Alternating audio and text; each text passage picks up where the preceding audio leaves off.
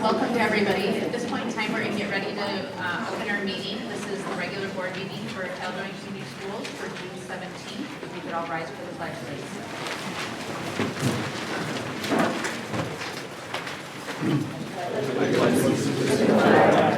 United States of America, and to the republic for which it stands, one nation, under God, indivisible, with liberty and justice for all.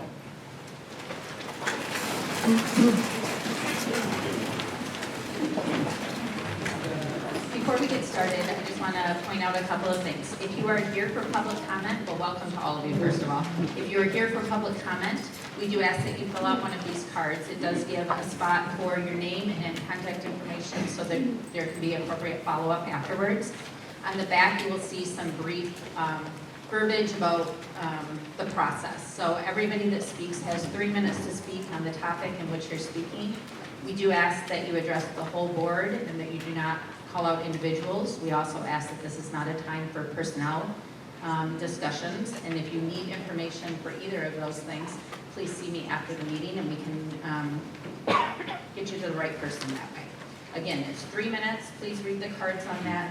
When we do public comment, I will ask that all cards be turned in before we start, and that will be right after our public budget hearing. After that, I will call the first person up to speak. I will call somebody on deck, somebody waiting. That way we can keep it moving through. Thank you very much. Could I please have roll call? Barbara Garcia. Here. Brandau. Here. Esich here. Morris. Here. Nichols. Here. Sadu. Here. White. Here. Thank you very much. We will move to 4, which is our public budget hearing. 4A is the 23-24 final budget amendment.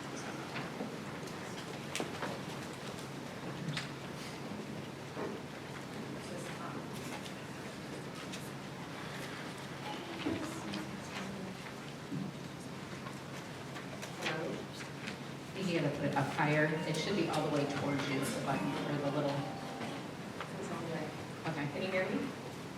Okay, so it's that time of year, we're going to be looking at 2 of our budgets. First is the final budget amendment to end our 23-24 fiscal year, and also our proposed budget for the 24-25 fiscal year.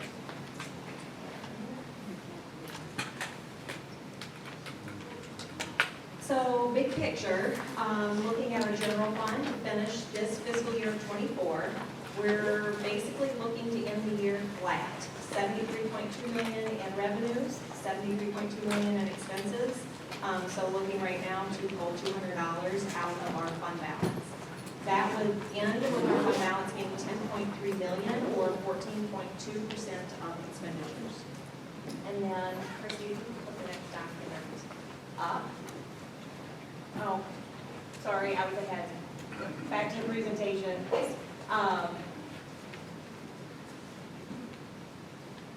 I'm going to talk first with this. This is our budget comparison, so we want to focus on the general fund first. This document is going to be very hard to see here, but it will be posted on our website. So the first column in this is looking at how we ended the final audit year of 23-24 fiscal year. Then the first grade column to the left is the budget we adopted back in June for this 23-24 fiscal year. The second grade column to the left is the current budget we've been operating on that the board adopted back in January. Then the middle third grade column is the column we're focusing on tonight to be the final budget to end this fiscal year. Then you'll see the variance to the right of that is the change between January and this June amendment that we're looking at. So I wanted to talk through a few of these changes. Just some of the ones to highlight. On the revenue side, wanted to look at on the state. We had just over $1 million increase in state revenues that we're anticipating for the end of the year. The bulk of that is in retirement reimbursements that we're getting. So we have several different categoricals for retirement. A few of those categoricals we get quarterly payments, and so that's a percentage based on statewide payroll that we're receiving those benefits. So those reimbursements were estimated to be just over $1 million more. So that would increase in that line item. On the transfers section, that is also an increase, and that was aligning our special ed Act 18 reimbursement that we get from the ISD to align with where we expend in the year. So then, on the expenditure side, under the top category of instruction, the bulk of the changes in this area was around insurance cost. When we adopted the budget back in January, we didn't have the elections yet from open enrollment. So this aligns with all the elections that were made, as well as some increased cost in the retirement to better align with how we think we're going to end the year. There was also a technology reclassification from a lower category of central services that moved up to the instruction category. And a couple others to note, if you skip down to the center area of support service, central services, we had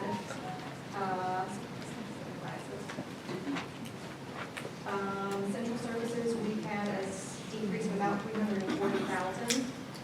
About 200,000 of that decrease was that reclassification in the technology over to the instruction side. And then the remainder of that was a decrease in our communications, contracted service, advertising that we are not looking to expend this year. And then the next area is payments to other schools. That had an increase of 57,000, and that was around a state categorical that we received for future educator stipends. So this was an increase in that area that we had to pay other schools. And then we also received the revenue. So it was a categorical where student interns received payment this year, and colleges and universities were responsible for making those payments. However, if they were private, those funds had to go to the school.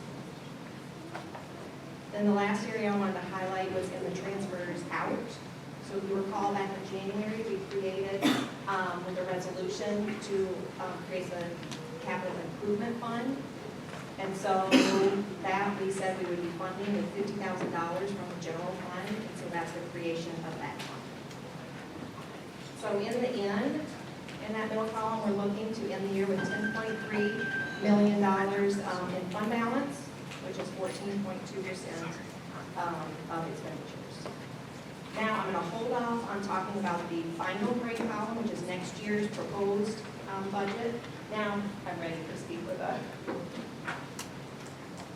Okay, so a few items to note on the miscellaneous funds. So this is the third page of the resolution, which also will be up on our website. Please look at all the other funds that we have. So preschool, community resource, and our student activity funds are looking to the end of the year at a positive, putting a little bit of funds into their fund balance. On our food service fund, you'll see that we have a slight decrease where we're pulling 100,000, but I'd like to note that we have we're estimating 1.5 million in fund balance, which is a very large fund balance. So this fund is very much state and federal driven because the bulk of the funds is federal funded. So we have strict guidelines on what and how we can use those funds, and it can't be intermingled with the general fund. So we have right now, we're working on our excess fund balance plan. So we have about an 800,000 excess fund balance that we need to work down. So next year we'll probably be in that same situation. Debt retirement, you'll notice that there is quite a large variance from last amended budget. That was to make our postings for the 2024 refunding bond issue that we did, and that posts that into that one. And then finally, there was one change to the documents that you had in your packets. So I corrected the name of the new fund we created. It's the Capital Improvement Fund. And on the original documents, if you had looked at them previously, it said capital projects. So I made the name change. It is actually Capital Improvement. Then we have the 4 remaining bond funds, and those we're estimating where to end the year. I wanted to note the 2021 bond issue. That's for the community center. We will be finishing that issue this year and moving to our 2023 Series 3 bond to complete that process. So that is fall of 23-24. So I don't know if there were any questions on that before I jump to 24-25. Questions for Lisa? Great, thank you. Okay, so, thank you. Okay, so now we're going to be looking in this document, and when I post it online, the last column that's gray is our proposed budget that we're looking at for next fiscal year. So some of the key assumptions that go into this, and we've been talking about this budget for quite a while. Our preliminary budget, we talked about this back in March, and we've been working on that ever since. So key assumptions in the revenue, we're still looking at flat enrollment. We're looking and counting right now on 241 per student in the foundation increase, and that's the governor's proposed amount right now. We're also eliminating the ESSER federal grants. They're not included in next year's budget. On the expenditure side, we're including all our contractual salary steps, wage increases for all staff. We're also not including the ESSER federal grants on the expenditure side as well. Then we did quite a bit of work between March and now. So we have a net budget reductions and savings that we're recognizing in this proposed budget of $2.7 million. And those reductions and savings occurred. We had a reduction in staff FTE through a combination of retirements, resignations, reassignments, and reduction of hours. And what that consisted of is 5.5 FTE of teachers or professional staff, a reduction of 13.5 FTE in support staff, and a reduction of 2 FTE administrative staff. So those were in positions. And then we had savings with the replacement. So when we had retirees and resignations of staff that typically are on the higher end of pay scales, and we hire in at a lower, someone new at a lower end of the pay scale, they see natural savings. So with that, we had 18 teachers that retired or resigned, 2 support staff, and 1 administrator. And then we also had various contracted service and supplies reductions. So with that, we are looking at our proposed budget for next year at $69.8 million in revenue and just about $9 million in expenses. So it's just over a $2 million estimated shortfall. So at the bottom, you'll see our estimated June amended budget from the previous slide is looking to end at $10.3 million fund balance. Now we know that that's just our final budget. Then we have audit that comes in, and we'll be working on audit at the end of the summer, beginning of the fall. Our audited numbers are anticipated to be a little bit better, so we are estimating that at $11.3 million or 15.7% of expenditures, and that's based on a 5-year average. So taking that into account, looking then at this proposed 24-25 fiscal year fund balance, that would then be a 9.3 or 13% of expenditures. So then if we go to the final document, this is just the same resolution, third page of the miscellaneous funds and estimation of where they will end up for the year. Then we can go back to the final presentation. So then, were there any questions on next year's proposed budget? Can I start with just a couple of other things? Please.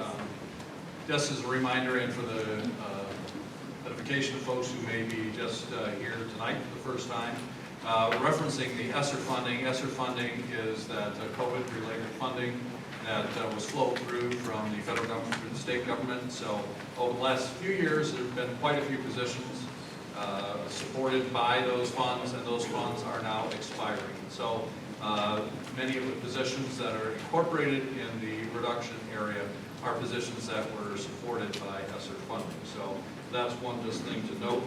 And the other thing to note is that prior to this process, the district was looking at a $4.7 million shortfall, $4.7 million. And so in those discussions over the last few months, the board directed us to take a look at what we needed to do to get to the board policy level of 13% fund balance, and so that necessitated $2.7 million in recommended cuts. And so that's what you see incorporated into this budget tonight, which leaves us with only a $2 million shortfall instead of the $4.7 million that things began. So just to provide some context, that's where we stand. Thank you. Do you have any questions? Jason? So I know a lot of talk, and some of the things we talked about too, were the cutting of the middle school security officer and the high school safety. I forget the titles, but a couple of security-related folks. So I had asked if we have a plan to fulfill the duties that were being asked of those folks that are not going to be here. So we are presenting to you tonight the same plan that was discussed last time around. And in reference to those particular things, those duties would be assumed by administrative staff in those buildings. Here at the high school, the security guard is continuing. That was not a cut being recommended to be made. There was one parapro position that was cut. So those responsibilities would be assumed by other administrative staff. And, do we have, or can we have, sort of a review period in place to make sure that we're not falling through the cracks and we're not having a resource officer chasing down vaping in the halls or doing non-resource officer type Yes, things? absolutely. I think that's one of the great questions to ask, and it is certainly something we try to do constantly. The other thing that I just want to point out is that a budget reflects a moment in time, and one of the things that we struggle with each year is that we're required by law to have a budget in place prior to June 30th. And the state legislature is still working on that budget right now as we speak. And so we do not know what our funding is going to be yet from the state legislature. So we are making some attempts at guesses here, making some assumptions. As Ms. DeVries said, one of the assumptions is what our foundation allowance will be next year and what that increase would be. We're not certain if that's going to happen or not, so we try to target it. So I think it's very wise for the board, and particularly in this situation where we are facing such a large cut, to keep looking at this, and even through the summer, we can evaluate as we know more information from the state. We can revisit some of these items and perhaps make some modifications if that's what the board wishes. So I don't think it's by any means a finished product, right? I mean, it is not another big driver of our revenue is our number of students that we have. We don't know that until the first week in October. So these things are always a work in progress. And so yes, I think it'd be a great thing for us to continue to do. Lastly, can you remind me, we are keeping one of the security staff members at the middle school, correct? No, it's the one security member at the high school. Okay. There was only one at the middle school. I'm sorry, was it, do we have parapro or? I thought there was still Daryl, somebody. we have to help you. Intermediate school. At the intermediate school. Serve that position.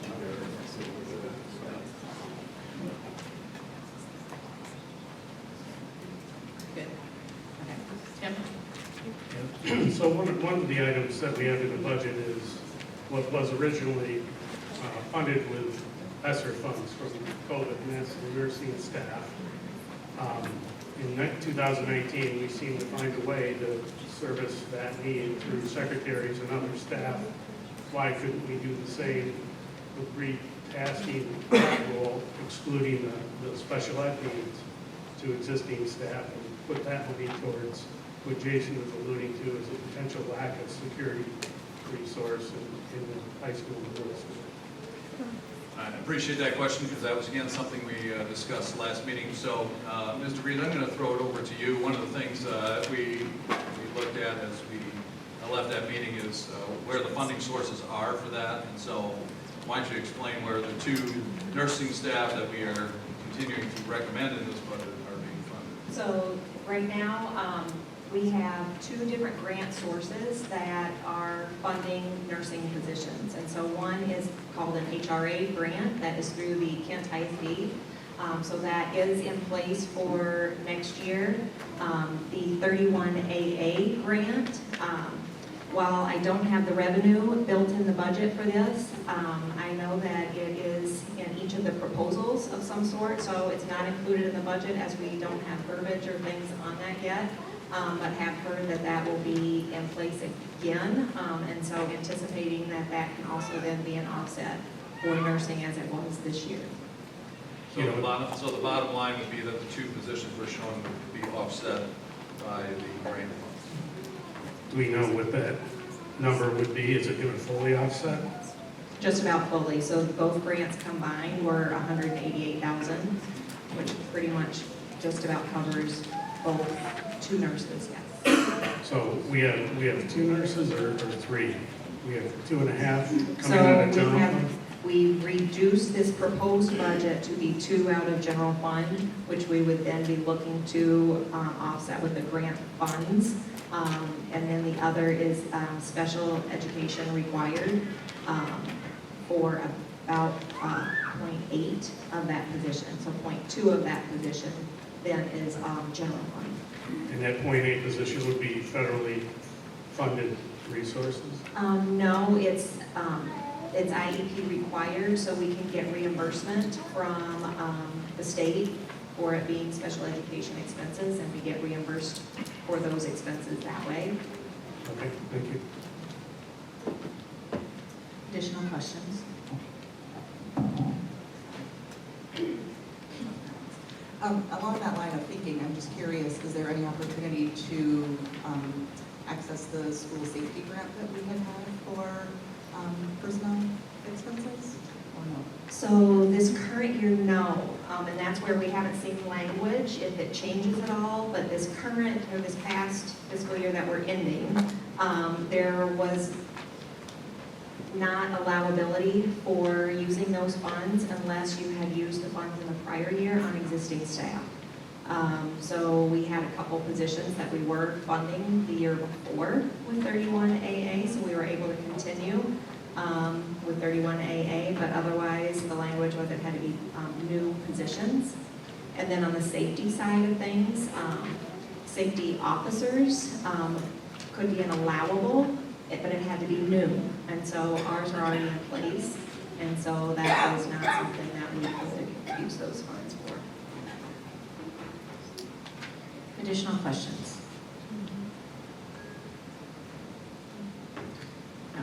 We will, obviously, as we move through this, then look to review. Obviously, we typically don't do a First Amendment bigger review till January, but obviously we will be, I know we always monitor, but we'll be looking more closely over the next 2 months as we hope to get more information from the state and to move forward with anything that we would like to see. Yes, and we can definitely put another amendment in prior to January. Great, thank you. Anything else? All right, thank you very much. At this time, we're going to start into our public comments. If you have not, if you have not turned any cards or in a card and you're wishing to speak, we do ask that you do this at this time, back in the back of the room. Hand up in the air is where they go, and she will make sure that we get them all. If I have seen a duplicate name, or I think maybe it's a common name, I will try to use last name, first initial to identify, so I apologize if there's any confusion as we continue to roll through this. First up, we will have, we do ask that you come to the podium over here at the same microphone and speak into the microphone so that we can see, or so that we can see, but so that we can hear everybody. First up, we have DJ, followed by Kim P., followed by Pete M. Thank you. My name's DJ Regan, a resident here in Caledonia since 1990. We put our 6 kids through Caledonia, ranging from graduating 2003 to 2020. And Father's Day, we had our 3 youngest come over yesterday, sitting around at the side of the pool. They also had a friend over, so the 4 of them were all graduates from Caledonia, and they were just reminiscing about how they love their education. In fact, they ended up in the conversation about 20 minutes later saying, all in all, we had a great education in Caledonia. So thank you for that. But before we become too proud of our school system, I'd like to put things in a little perspective. So when our Constitution was formed, it was sent out to the states for ratification, consideration of ratification. And James Madison was in favor. He was a contributor of the Constitution. And he argued in favor of the Constitution, Federalist 51. He said, if men were angels, we wouldn't need government. And if angels were to rule men, neither external nor internal controls would be needed for government. So I don't need to remind you that you're all part of our local government, our local school government. School board members represent the legislative side of things, and the administration and teachers represent more of the executive branch of our divided government, school government. And so, probably don't need to remind you all, there's probably no angels in the crowd here, nor there's probably any angels sitting there. So, as part of government, no angels, therefore we need to have certain controls to limit your power. So, policies and procedures, that's why we need them, to keep parents in the loop with our children. And if you consider the 37 seconds. Okay, so if you consider a student that you want to refer to a particular situation, and you're worried about the safety of that child, there's certain protocols that you have to do as far as referring them to Child Protective Services. That's the way it should work. So we don't want to hear of any working behind the scenes back without the parents knowing, so that we can recognize that everything is being held above board with full transparency. So that's why I'm in favor of this policy, a peer-reviewed policy that's transparent. Thank you.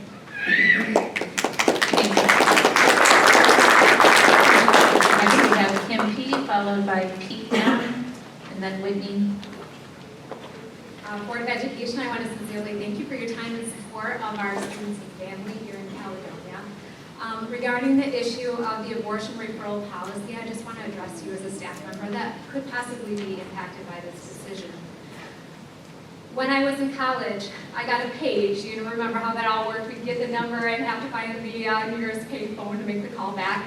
It was on a payphone in college that I found out that someone close to me was experiencing an unplanned pregnancy. In the following days and weeks, I was able to speak into that situation as someone who knew her well, had grown up with her, and shared her faith. I knew that some of her initial statements, like "my dad's gonna kill me," were not grounded in reality, and it comes to no surprise that his relationship with his now grandchild is extremely close. So you see, when a student is faced with unplanned pregnancy, the increased stress and anxiety make it difficult for them to make decisions. They need the support of close family and friends who know them well. Their decisions should be rooted in their values, morals, and religious convictions, or they're going to live with intense regret and emotional pain. Because of the nature of public school policy about religion, staff often don't know much, if anything, about a student's religious convictions or the various faiths represented here in our district. So this makes us highly unqualified to speak into their situation of unplanned pregnancy or provide any information to them about referrals for abortion. If, in a rare situation, we do have concerns about their support at home or their safety, which might be compromised in this situation of unplanned pregnancy, then we should be following district protocol regarding Child Protective Services. So in light of all of this, I'm requesting that you continue the protection instructions afforded to staff in our current policy. Thank you.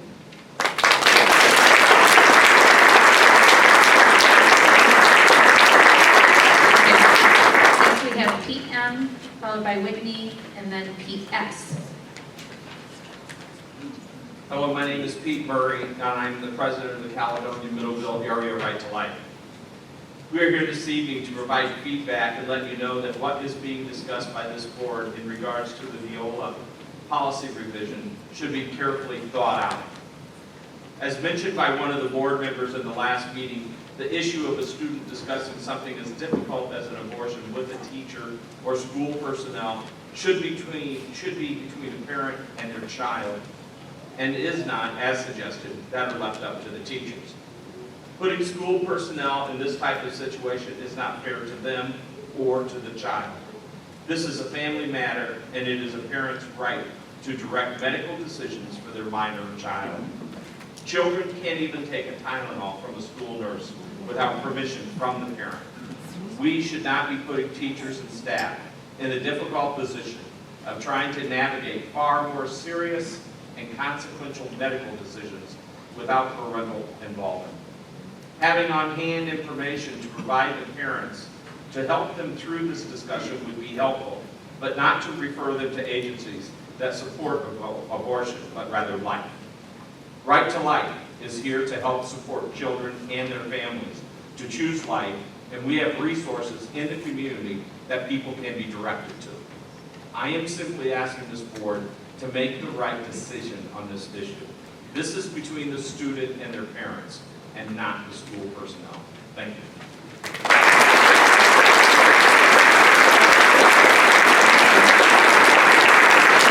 Next, we have Whitney, followed by Pete S. and Bob.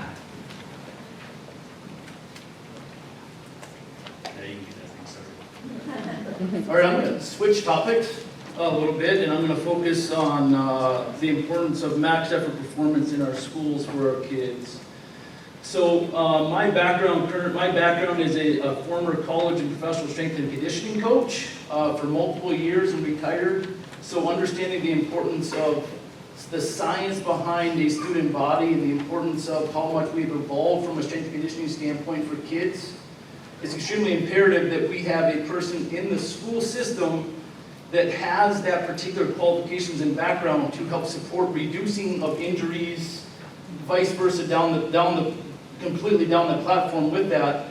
And I would say that for the amount that we have in the community services that Max Effort has performed for us in Caledonia specifically, it would be I would call it drastic injustice for our student athletes, because what's going to happen is if we don't have a person that is highly qualified and certified to teach our student athletes or just our students that want to get better from a health standpoint and doing it the right way, the increase of injuries are going to drastically be increased. So my question is are we willing to pay the medical bills that's going to happen from back injuries to knee injuries to ACL injuries? They're going to happen in particular fields that our student athletes play in? Or can we reduce that by having a certified person in our schools on a daily basis to help monitor the situation for people to do it the right way? Now, this is a lifestyle thing. Like, I can talk about athletics, but 2% of student athletes go on to go and play a college sport, but 100% of the people that go into class can be ready from a health standpoint moving forward. That to me is probably the biggest thing that we can focus our time on is kids doing it the right way. Reducing injuries is a major factor that's moving forward. I have a young kid in the community. I have a daughter that's going to be in 9th grade, and someone that's not certified to teach them how to do things the proper way from a mechanic standpoint is going to increase injuries, which is going to hurt our budget at the end of the day. So whatever the cost is for him, is that worth it versus hundreds and thousands of dollars in medical bills down the road, which is my fear moving forward. And not to mention, like, we're not pioneers of this, having contracted a person in when Granville, Byron Center, South Christian, Rockford, Jennison, they're all doing the same exact thing. We're just trying to keep up with the schools in our surrounding area that we'll have to deal with multiple sport avenues. And they're paying their dues over $100,000, and we're nowhere close to that. So my request is we continue to invest in our students to make sure that they're properly prepared to go into life with confidence, because that's what doing that in that weight room does. Thank you.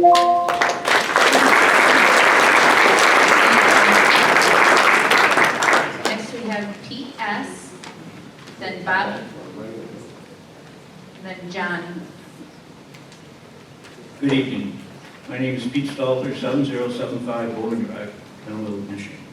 In the Saturday edition of the Sun News, the feature front article talked about how the district had a shortfall of $4.7 million and had to make cuts to the 2024 budget. How the district proposed to make $2.6 million in net spending cuts. There's also a food service contract up for tonight review. That contract had a bid taken and issued for 3 companies. There are Airmark, Southwest Food Service, and Chartwell's. Contracts were based on 2 plans. I'm going to select Plan A, the last plan. These numbers are submitted to the state, and I do not know if school board members have seen these numbers or not in fairness. The Airmark plan is $2,945,310.28. Southwest Food Service was $3,418,162. Chartwell Services was $3,576,767. The board has been presented a contract offer for Chartwell at a difference of $631,000 at least if they choose Plan B, and that is for Plan A, and that is for 1 year. And it will be almost $3 million if you let the contract go for 5 years. It's based off some of the information that you have there in making budget cuts. How is the board going to justify a spending increase of almost 20%, 2.5 times inflation as for this school year? Also, it was mentioned that you have $1,500,000 in your funding budget this year. I don't understand why you would have to have a spend down by necessarily giving it to another service provider when you're upgrading your facilities and always will continue to upgrade your facilities. When you go out there and have lunch today, or anytime here in 2024, you have a state-of-the-art system. It is to die for in any school district. Why not save the money and continue to upgrade to that? Also, funding does change. What you got this year may not be what you get next year. Also, there could be opportunities. I noticed there was a person included in budget this year that wasn't last year in food service. You talk about security. You talk about different things you might be able to do with the money. Why not pursue that? Pursue that with the state. You have enough money to be able to do something different. Have a security officer in lunchroom and stuff like that. Be a little bit creative. Also, I will note there's 2 things. My daughter, Alexander Marie Stalter, graduated from Caledonia. Very proud, did very well.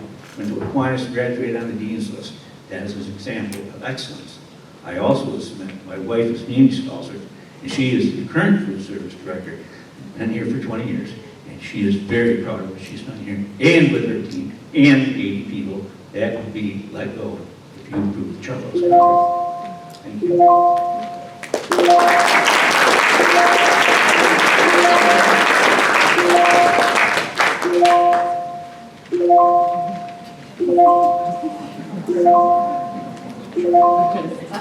I had to find the snooze button, hold on. We all good? We're good? Okay, no, we're not good? Okay, we're now good, okay. So this, we have Bob, and then we will have John B., followed by Andy. Hi, everyone. I believe that policy 2410 is essential and should be retained for the following reasons. We all know that unplanned pregnancies can be traumatic for all the people involved, and the decisions to have an abortion can have serious lifelong repercussions. The passage of Prop 3 only made this worse by opening the door to potential abuse, exploitation, and trafficking of young women, as their legal protections are now being dismantled by our legislators. Further dismantling of a safety net for our students, removing policy 2410, is not compassionate. Having the school system entering this minefield also has only one potential outcome: lawsuits against the school when staff provide referrals or assistance that conflicts with parents' values. Board members who advocate for themselves or staff to refer or assist in the student's abortion in the name of helping that child are truly misguided. Teachers do not have the moral or medical authority to, quote, make the best decisions for students, as one board member put it. Though he's repeatedly tried to justify this by stating that parental consent was still the law, meaning parents would still have to be involved, he neglected to inform you that judicial bypass has always been available and can be used by any adult to direct a student toward abortion behind a parent's back. I found detailed instructions for judicial bypass on the MOASH website, a government-funded, anti-parent nonprofit that advocates in schools for minor children to make sexual choices without parental input. The MOASH website was advertised on stickers that's been in our Caledonia High School doors for years until a parent complained in 2022. This same board member alluded to these stickers with this website reference at the previous board meeting, dismissively saying that the board had been nitpicking about websites on stickers in the classroom. In 2022, he argued to keep the MOASH stickers in the school. The teacher who put that website on their doors was engaged in political activism. So you can't have it both ways, claiming that teachers are unbiased, caring, while also advocating to keep their ideological propaganda in the classroom. School staff are human, just like us, and can have strong opinions that affect how they interact with others. After all, it was an activist teacher whose lessons on systemic racism first brought us to this board meetings. Another example, while canvassing neighborhoods before the 22 election, I spoke with a gentleman about Prop 3. When I told him we could end parental consent for abortion, he responded that was good because he was a Caledonia teacher and he knew there were bad parents out there. Are you comfortable with that trusted adult advising your daughter with an unplanned pregnancy? These discussions legally and morally belong with parents or guardians who love their child most. Policy 2410, rewritten with clear guidance prohibiting all forms of abortion referrals or assistance, including websites, protects both the board and staff by helping them to know their boundaries clearly and stay within them, regardless of their personal beliefs. Thank you.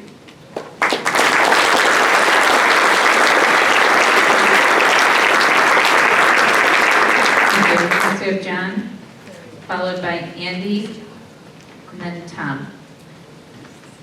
Thank you for the opportunity to comment today. My name is John Bursch. I'm an attorney with Alliance Defending Freedom, which protects parental rights, although I'm here in my personal capacity, not in my professional capacity, as a father of 5 who have graduated from Caledonia High School who love their teachers and their staff. I just wanted to clarify that as a matter of law, federal law will always control over state law, no matter what Prop 3 says, no matter what statutes are adopted. The federal Constitution and statutes will always be controlled. And with respect to parental rights, the U.S. Supreme Court has been crystal clear.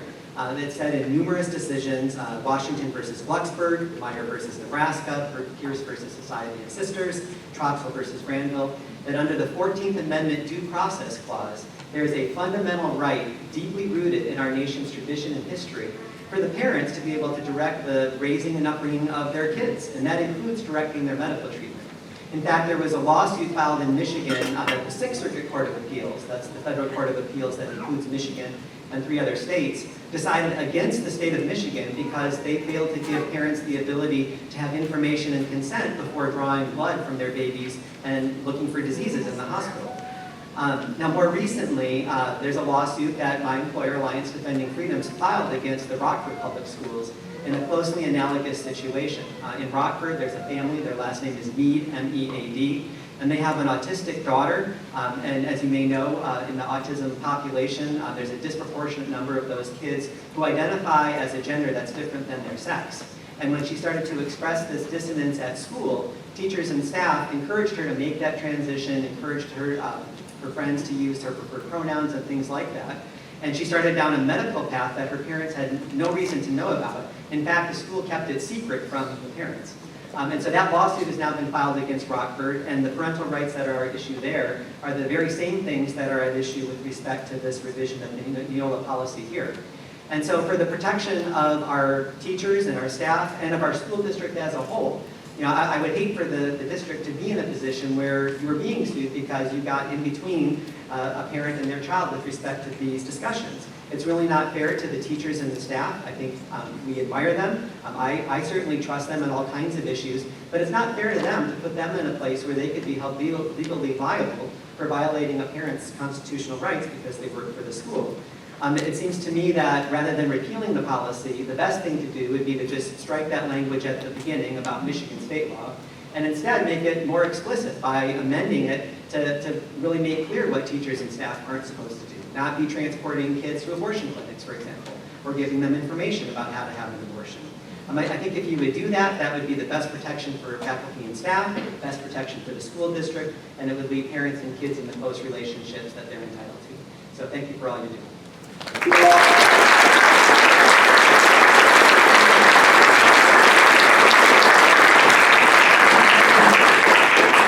Next we have Andy, followed by Tom, and then Tammy D. I appreciate the opportunity to speak tonight. My name is Andy Backus. I have a current high schooler as well as a soon-to-be sixth grader. I understand the amount of time that you spend working as a school board members, and I appreciate that. I ran for school board, so I understand the commitment you have to do and what is best for the school district. But I also listen to the voters, but you also have to listen to the voters that put you in that position and do what is best for the kids. I've also donated my time to start and run the Caledonia Youth Basketball League with each year with over 550 kids and over 400 families, which means I have talked to a lot of parents and lots of voters. When my oldest was in elementary school, I was surprised to find out the elementary principal was polling his son for Caledonia schools because he had seen his older children go through sports and football at Caledonia. He didn't want to have to see his talented son do the same thing. He also told me I should do the same thing if Caledonia stayed that way. At the same time, my neighbor pulled their talented son to attend the same school as principals. They went on to win 3 state titles at Grand Rapids Catholic Central. During the same period, the PE teacher pulled his son from Caledonia High School because of bowling. There was nothing that was being done and sent him to South Christian. He went on to play Division I football. At that time, the school board then hired the previous superintendent, who brought on the current athletic director and hired the current football coach. Football has brought us 3 exciting seasons that have been the highlight of the town of Caledonia. Football and the positive publicity that has come from it has helped fuel the growth of the town, as well as help get extensions of the latest school bond passed to build Dutton Elementary as well as other projects, which would have not been passed without the sports parents going out and pounding the street for the school board. 3 things I look for in school is education, opportunities for the students, and safety. Tonight you're looking to remove 2 of those. The current Dean of Students has a watchful eye on our school and helps discipline the students. You want to remove that position and put who in charge? Maybe you have not seen how many meetings in different places the principals of the schools are at. I don't want to see the kids leave because they don't feel safe in our school once again.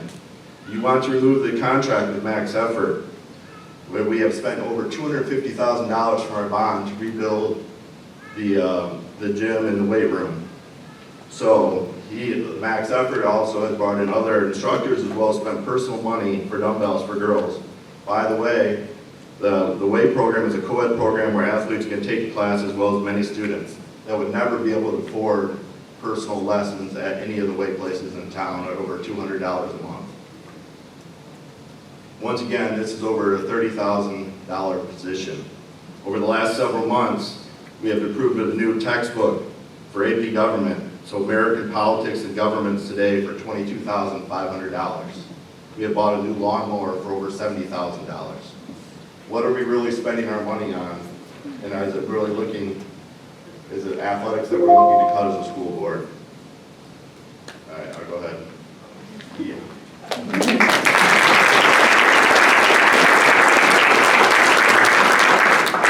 Next we have Tom, followed by Tammy D, and then Tammy S. Good evening. Thanks for letting us talk. Wanted to thank the board first for all your time. It's definitely a thankless job at times and tough. And I'm going to talk about the budget cuts a little bit, but it's not lost on me how deep the issues are tonight. And so I understand I'm here and I'm going to talk about some football stuff also and some athletic stuff. So I'm not putting them on the same level as some of the other issues that have come up, but it's still something I was coming to talk about. So I understand the difference there. Last spring, there was a group of us that started a Touchdown Club, and it's a nonprofit that we raised a lot of funds over the last year to support the program, to build the program, to put a good face on for Caledonia. And we hit our goals through the generosity of parents and businesses, and it's definitely a letdown to talk about not having Max Effort in the building. And it's not just a loss to football. In fact, I think there's actually somewhat of an equity issue there because, frankly, most of the kids are getting trained on a private basis. And when we take that out, there are going to be kids that cannot compete at the level we compete at. We're being forced to play in a conference, specifically in football. Before this, all sports, but specifically in football, we're still going to be forced to play in the OK Red. These schools are twice our size. They have twice the resources we do. I assume, I don't know that for a fact, but I'm guessing they have close to twice the resources. And we're trying to compete at that level, and we're going to take away the ability for these kids to compete. And many of these kids do not have the money to pay for private trainers. This is in the school, they're being taught correctly. We're seeing other sports competitive now in an OK Red that they haven't been competitive in before. So definitely would love you guys to consider making that what I think is still a pretty small investment. Max Effort's not making money on having a person there every day at $30,000 a year. It's not even close. We're getting a bargain on that to have them in the classroom. Okay, so I'm here to advocate from the Touchdown Club and say that we would strongly encourage to try to find a way to keep that. And if it's not now, if we get more funding later that comes in, that we hope that can be added in at a minimum. The other thing too is I want people to understand that there are some other severe budget cuts going on across the athletic departments. I was just given a request today for the Touchdown Club to pay for footballs this year.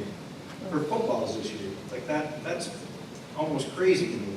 Like we're putting millions of dollars that we all voted to approve for a new stadium, and I know it's funded differently. I know that's bond funding, but it's still. I hope we can come to a point where we can restore some of this and support our programs in a good way. Thank you.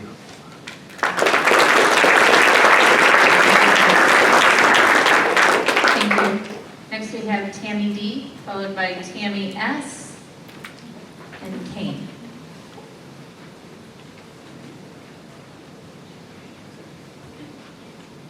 Hello, my name is Tammy Deller, and I'm a Caledonia resident and also have children who have gone through the Caledonia school systems and are current graduates. School boards and schools are overstepping their boundaries, thinking it is acceptable for faculty and staff to assist students with obtaining an abortion. This is not for schools to make decisions about. This is a personal family situation that parents should be handling with their child. The school's mission states, ensuring the highest quality systems for learning. Assisting with an abortion is not learning. The school board has no business in making these decisions into their policy. As a parent, I am responsible for my child's well-being and safety, and that right must not be taken away. The school wants parental involvement and consent in other areas such as volunteering and signing forms at the beginning of the school year, yet this life and death issue of abortion can be brushed off without parental consent. If a student does not have a good parental support system at home, then they can be referred to a pregnancy resource center, and this does not include Planned Parenthood. These resource centers can be made available so the child sees all of their options, not just abortion. The pregnant student and father of that baby, along with the guidance of their parents, need to make a life and death decision on whether their child lives or dies. Because that is what abortion is. It's the killing of a living human. This decision is not for a school board member or a school employee to make, nor am I sure that the faculty or staff want to make that decision. So please, do not take away parental rights. Abortion has no place in the schoolroom. Thank you.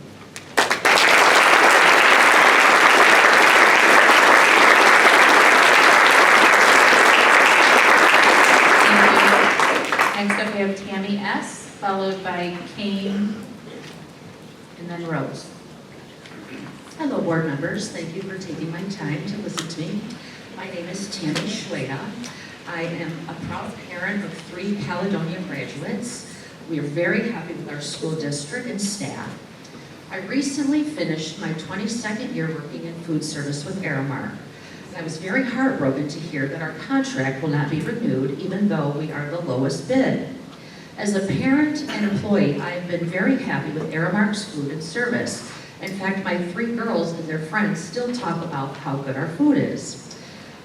We also have a great leader, Mimi, who is one of those rare people, administrators, you actually see get their hands dirty. We're shorthanded. I've seen her wash dishes, cook for us. She cooks, she grills for the schools every year. In fact, during COVID, she was there every day for the community, handing out food, sacrificing, seeing her elderly mother at the time because of COVID.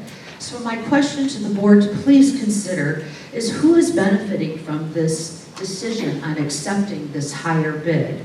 Thank you so much for your time.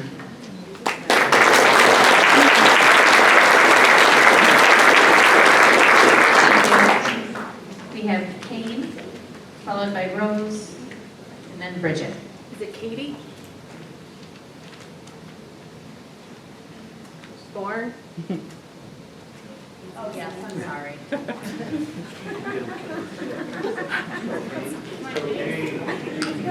All right, Kane. The eyes are aging, is all I can say, so thank you.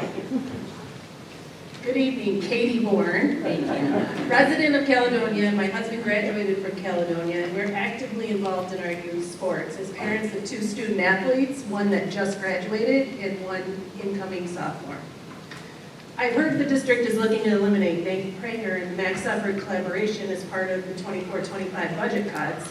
I wanted to bring some clarity to a few points regarding that decision and ask for careful reconsideration by our board to set our student athletes up for long-term success versus a short-term budget fix. From an equity and inclusion perspective, not all families have the means to pay for athletic training for their kids. Having a certified trainer at the high school allows equal opportunity for all kids to have access to the same great benefits that training provides, not just those who can afford it. We're also living in a world where kids are moving from activity to activity throughout the school day with very little time to spare in their schedules. Having the ability to schedule their weightlifting, speed, and strength opportunities during the day not only allows them time to be home, but to also study and get downtime and rest that they desperately need at this age. I know many have asked, but why Nate Pranger and Max Effort?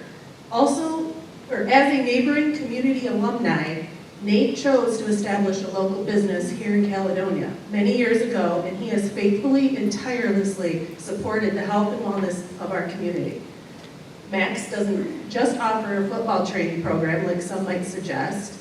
Nate and his team train at all levels and ages, and I can attest that he gives unconditionally to all sports programs, dedicated to building student athletes and their parents and their families. He believes in building long-term health and wellness habits beginning at an early age with our student athletes at all levels. We need to let the educators teach and the trainers train. There's a wait list of kids who are excited about the opportunity to do so at school. I've heard over 40 kids in multiple sections for next year. If we want to continue to compete lost my spot. Having a single teacher who doesn't know correct form, muscle training groupings, nor the potential credibility with the students doesn't give our kids an advantage, nor does it set those teachers up for success.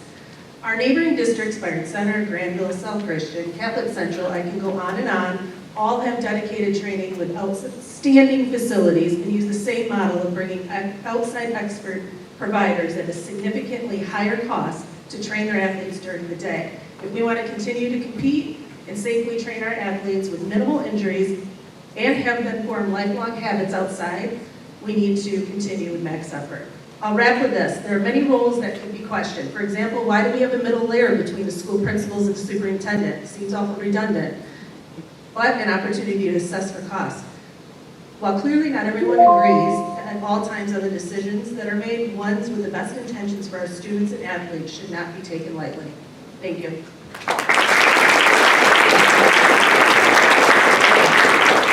Next we have Rose, followed by Bridget, and then Jason. Hi, I'm Rose Graham. Every day of my 42 years, I have been a resident of Caledonia. Graduated class of 2000. And I love this community. That's why when it came time to raise our children, I was adamant that we stay in Caledonia. We have 3 children. When I saw a clip on social media about the abortion referral, I was horrified. In fact, I'm still horrified that this is even a thing, that we even have to be here to discuss this. Just blows my mind, to be perfectly honest.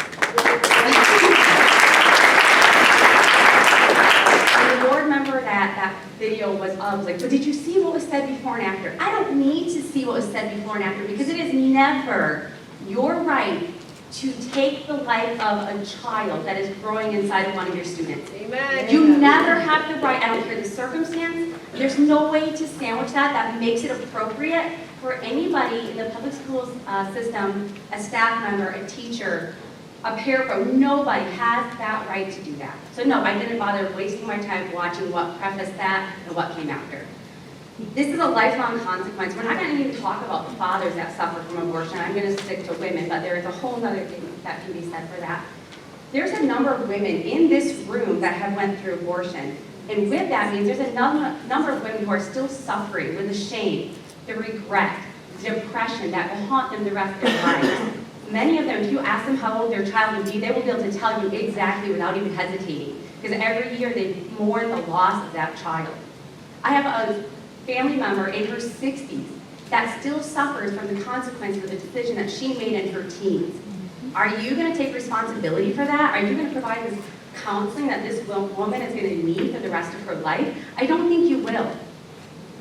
We have no business doing that. There's depression, the shame, the regret, the permanent physical damage that can also happen. No one talks about that. No one talks about you might be damaging it where she will never be able to have a child again. You don't talk about that. You talk about the quick fix. It's not a quick fix. There are plenty of pregnancy resources centers. I'm so glad to hear Right to Life is here. One is literally called Pregnancy Resource Center. They have classes, they will babysit, they will help parents get GEDs, provide resources, counseling, all of the things. There's churches, we have churches on every corner, which I love about Caledonia. They will help. It's not the old school church that will shame you and shun you for being pregnant. No, come to the churches. They are there for the support. That's when the churches are at their best.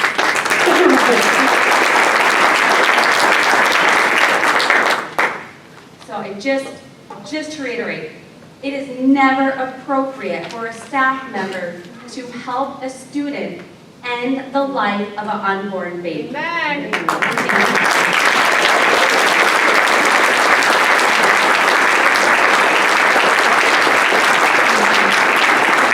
Next we have Bridget, followed by Jason, and then Dan Kay. Hi there, I'm Bridget Betzer. My daughter graduated from Caledonia. I've lived here my whole life as well. I know we have some big topics on the agenda tonight. I'm going to focus on more the athletics. I'm not a public speaker, so you'll excuse me for my shaking voice. Speaking of the mic.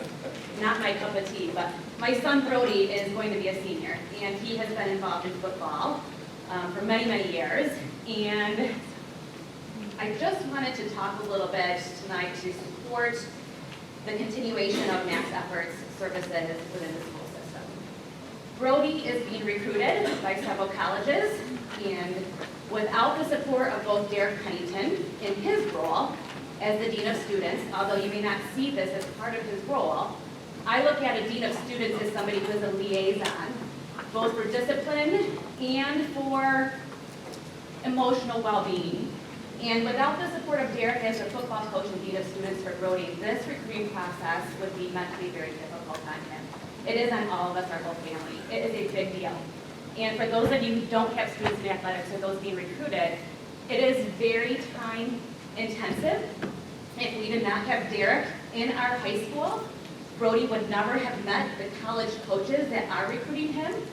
We would never have the guidance or the support in this recruiting process to know how to handle it and what's real and what's not, because it's a huge game. So I am here in support of Derek keeping his role as Dean of Students so that we can have those support services for our student athletes. It impacts families financially when other colleges are paying for their college for them to be a student athlete. Without Derek, we would not have Max Efforts either. Derek came in as Dean of Students and wanted to bring all athletics to a competitive level. And without him and the continuation of his support and his knowledge in athletics, or Nate Pranger, we would not have the competitive nature, and my son actually would not be where he is today without them in school. So I'm not going to rehash everything else that everybody has said about Max Efforts, but I am in full support and agree with everything else that they have said. So thank you.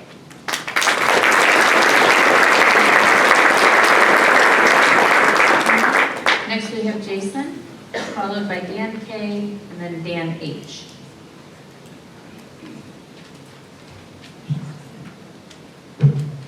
Good evening.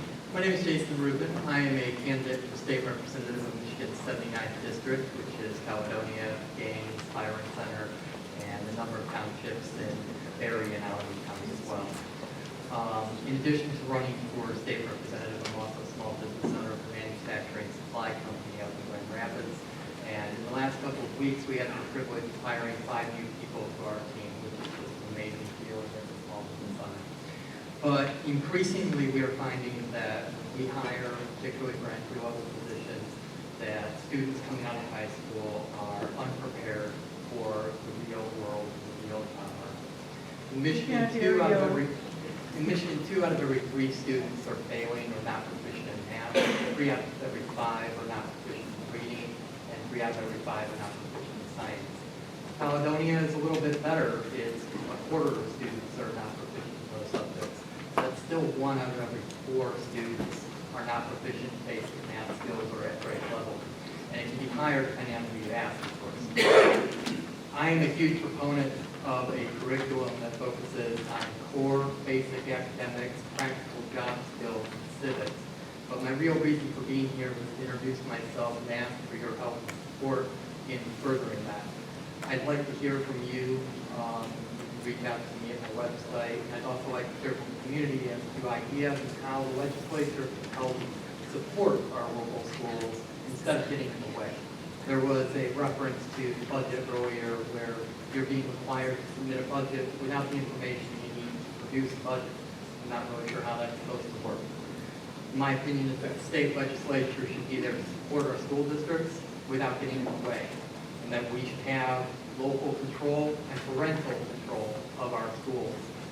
Small businesses depend on our schools. Our teachers are our heroes, and that sounds silly, but for our small business owners, we depend on an educated and ready to work workforce. And right now, increasingly, that's just not the case here. Michigan can succeed and be a leader in this country, and I'd like to be hopeful as part of that. So I just wanted to introduce myself. My name is Jason Rubin. State representative. To find out more about me at jason4mi.com. Thank you. Next, we have Dan K, followed by Dan H, and then I believe it's Jim V. It's either Jim or Tim, whichever, but I think it's Jim. So. Hey guys, my name is Dan Kowach. I have lived in the Caledonia area for just about 25 years, and I have 6 kids, one that was a graduate a couple of years ago and is currently in college. And thank goodness he had a wonderful education here in Caledonia. I've got a junior, a freshman. I have a 7th grader to be and a 4th grader to be, and one on the end. I only say all that because for us, we had decisions on where we wanted to be, and Caledonia was the place we chose. And the reason why we chose Caledonia is because we believe in Caledonian values and what Caledonia stood for. We were told it was one of the best educations you could get, and people that really had values, and you didn't have to worry about what was being taught in schools. And I'm pretty passionate about that, right? As a parent, I take my job seriously. You can ask a lot of people in this room that know me. I think we do a pretty good job with our kids, right? We teach them at home. I love the Caledonia teachers. I spoke with a couple of them today, people that I would consider friends, people that I respect the hell out of. But I don't need them raising my kids. I would ask all of you really to take that to heart as you think about this. Do you want someone else offering life advice, real life advice, with large consequences to life beyond for your kids? I think all of you up here would likely say no. It's my job. And I understand kids don't come from the best background sometimes, and I know some of you on the board took some flack for that. I understand that. My wife was a social worker in her earlier profession before she stayed home. I think, guys, just give it some really hard thought when you go to make that vote. It's important. You have a whole room of people here that really are asking you, I think one way, I haven't heard a lot of the other side. I'm sure there's another side.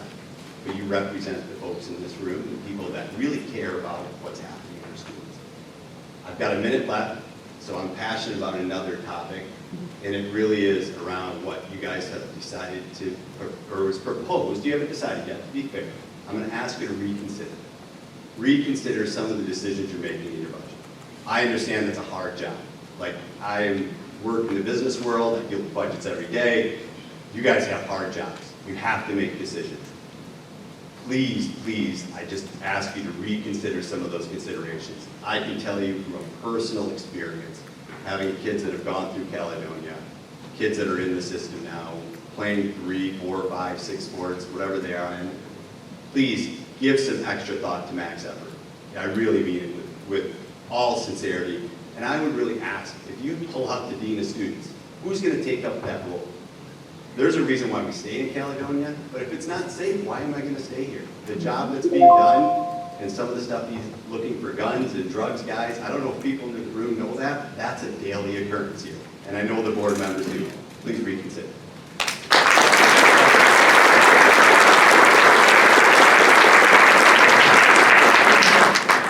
We have Dan H., followed by, I believe it's Jim B., followed by Nikki.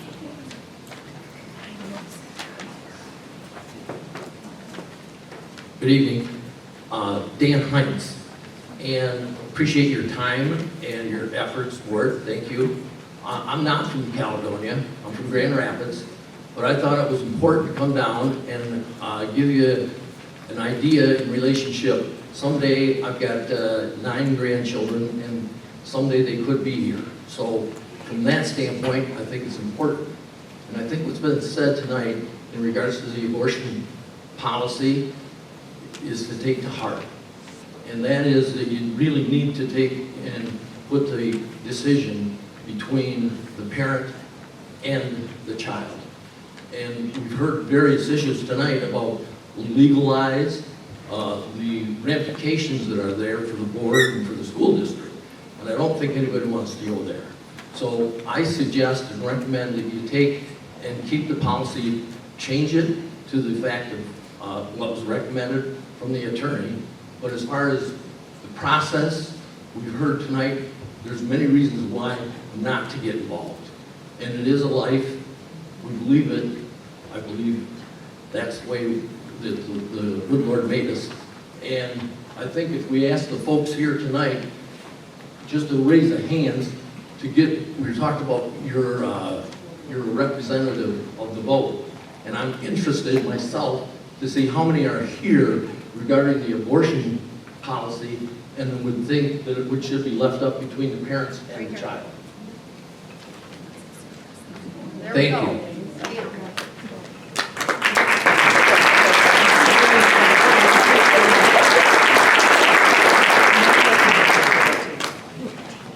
This time we're going to move to Jim B., Nikki, and then I think it's Erlina. Good afternoon, my name is Jim Burdine. I filled out a card not knowing how much support was going to be here in recognition of parents and their relationship with their sons or daughters. I've been a resident in Caledonia my whole life. I've been paying taxes in Caledonia for house taxes for 20 years. My kids don't attend Caledonia Public Schools, so you're wondering, why would I be here? I just think it's egregious to think that the school board wants to put teachers in a place to put those teachers in between a parent and that student. Parents have always had rights. You know, parents are the ones enrolling their children in the school. If they break an arm, cut a leg, the parents are the ones who get called. If you have a truancy issue and children aren't going to school, they take the parents and they hold them responsible. So I don't understand with this issue why the school board thinks it's okay for parents to get in between such a sacred relationship between parents and their children. Thank you.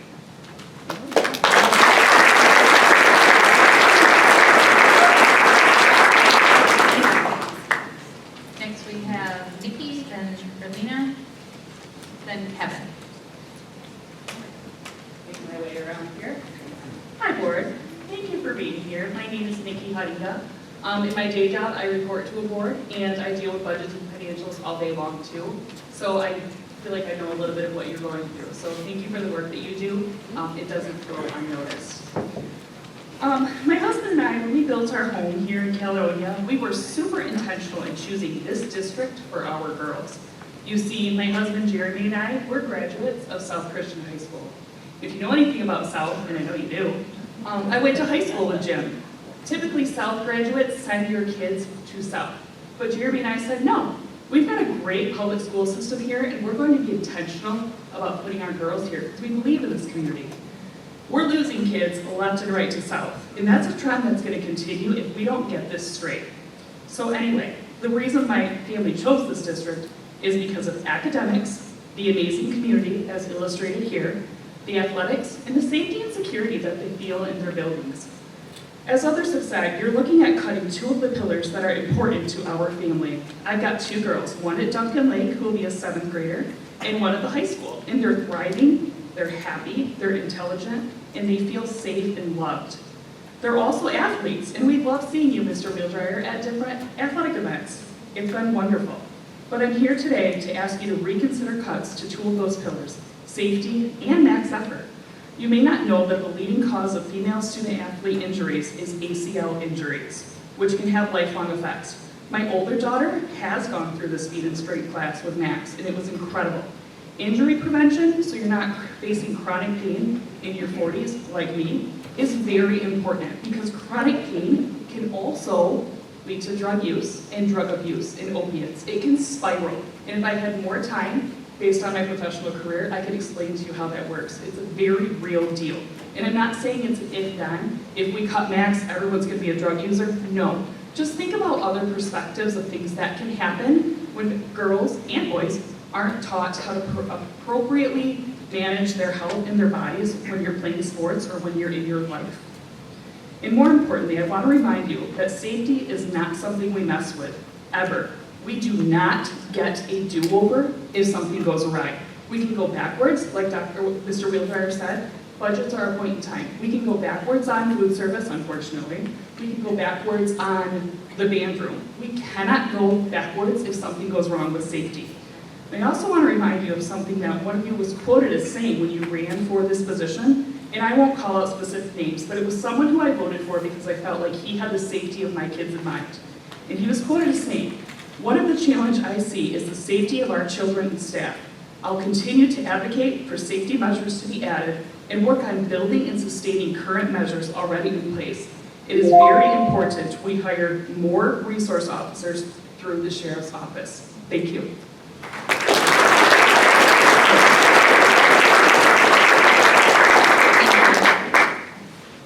Selena? Is it Osterhouse? Hello.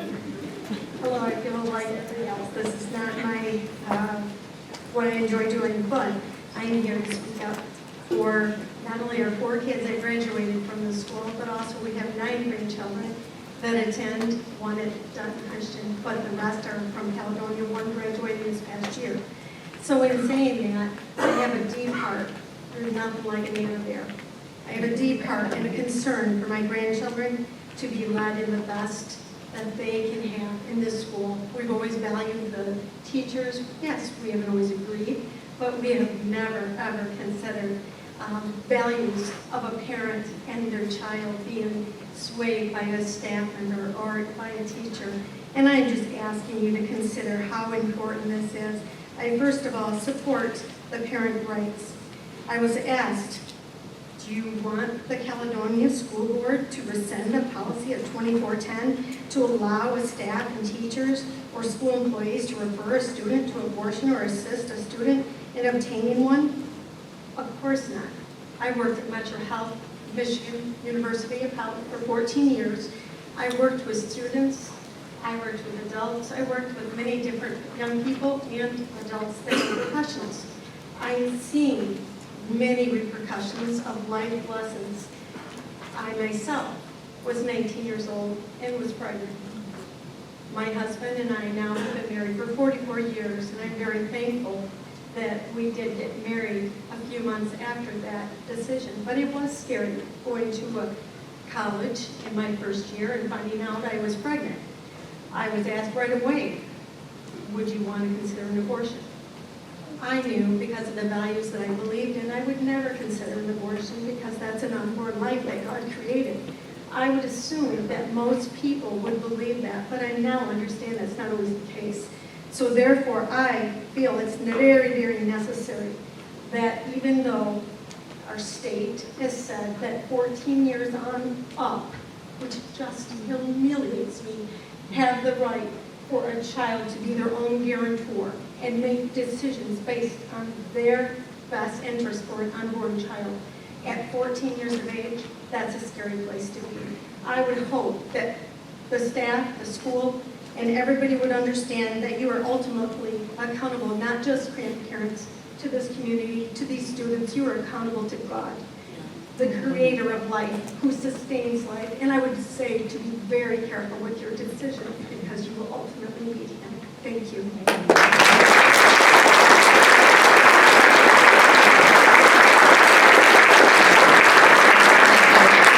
Next we have Kevin, followed by Ina, and then Josh. My name is Kevin Ray. I'm a board member of Grand Rapids Right to Life. I'm interested in this matter throughout the area because of that. Sex outside of marriage is always a mistake. This is not a personal belief or religious teaching, it's a deduction from facts. One of those facts is that studies have shown that children tend to have the best outcomes when raised by their biological parents who are in an intact marriage.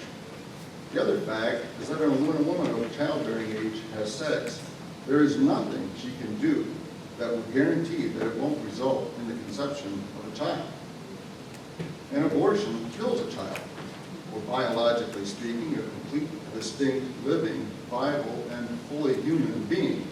This is also not personal belief or religion talking, but science, which has made these facts utterly irrefutable for about 200 years now. Facts which led all states to outlaw abortion by the end of the 19th century. Unborn children are also persons protected by the 5th and 14th Amendments to the U.S. Constitution, or so it appears, judging by existing statutes, which in at least 2/3 of the states protect an unborn child just as much as a born one in cases of manslaughter or murder or negligence committed by a third party, and none of which, at least to my knowledge, explicitly declare that the unborn are not persons. A public school has no business enacting a policy that contradicts any of these facts or pretends they aren't facts, or rescinding a policy that supports them in accord with the U.S. Constitution. Thank you.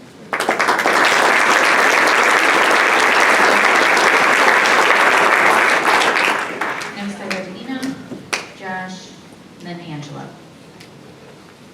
Hi, thank you guys for staying late tonight. So I'm Ina Osterhaus. I'm a small business owner in the Caledonia Village. I'm also a parent of 2 graduates, and I have a 3rd child that still remains in the district. I'm also a medical provider, and I would be remiss not to mention multiple things tonight. So we'll start with Policy 2410. Abortion referral program is a hard decision to make. As a medical provider over the last decade, a lot has changed in the state of Michigan, specifically in taking away parental rights. In addition to recently, Proposal 3 has taken away more parental rights. And the fact that we're even considering this decision is a hard one. As a medical provider, we have to take into account not only the medical decision-making, but also social decision-making and the psychological decision-making of that patient. And the fact that we're even considering having anyone in the school district make those decisions is astounding.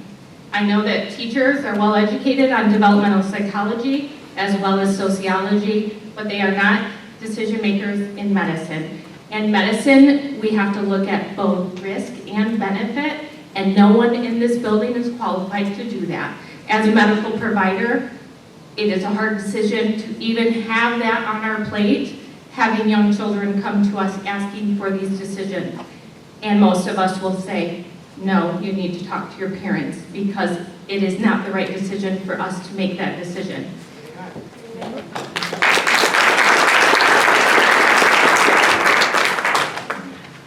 And, you know, we all know that academics is super important. Obviously, I'm well advanced in my medical education, and we also need to look at the community as a whole, and athletics is super important as well. Having had a husband that did collegiate sports and coached, and myself being an athlete as well, it's super important to also focus on athletics in the school district.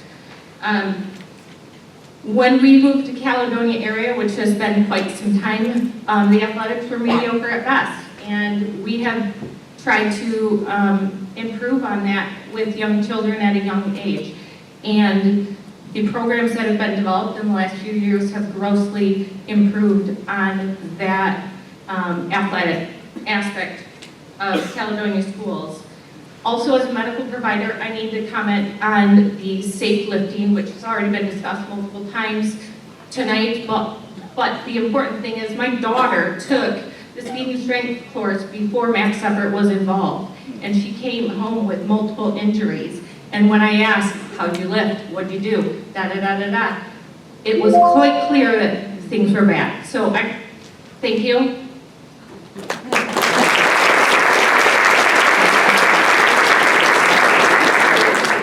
Josh, then Angela.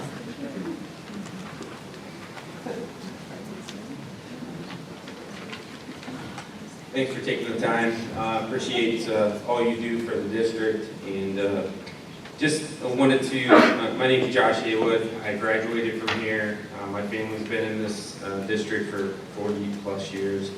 I decided to come back here for the education and the athletic program and bring my kids into this system. And I've seen such a vast improvement in the last couple of years, it blows my mind. So I feel the cutting of the Max Effort speed and strength classes in school will hurt the district in terms of attracting students.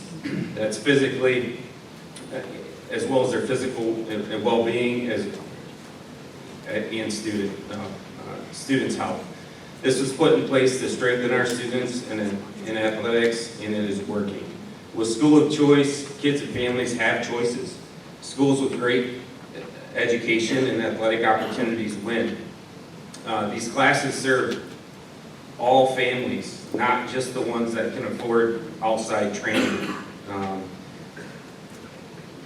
Not all families are able to pay for outside training. And cutting this program will negatively impact more students than you may realize. Pair this cut with the elimination of the Dean of Students position really starts to unravel what has been built over the last several years to keep Caledonia an attractive district for both education and athletics. I know the board has a difficult task ahead, and I thank you all for your time and attention to the matter. But I ask that you reconsider these cuts, as I believe they are short-sighted and in the end will hurt enrollment growth, which drives the income to the district, the student athletes' opportunities, and will not save the district any money in the long run. Thank you.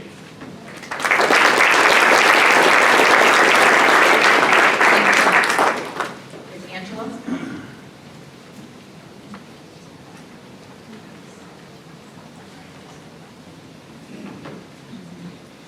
Hi, thank you.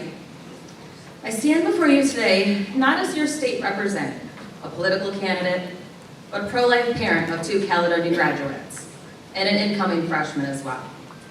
Safety should be priority number 1 with our schools. 96% of all gun violence occurs in gun-free zones without properly staffed security. We should be increasing security, not cutting it. That's very alarming in this day. I would also like to touch base on the abortion issue. See, I was an unplanned pregnancy.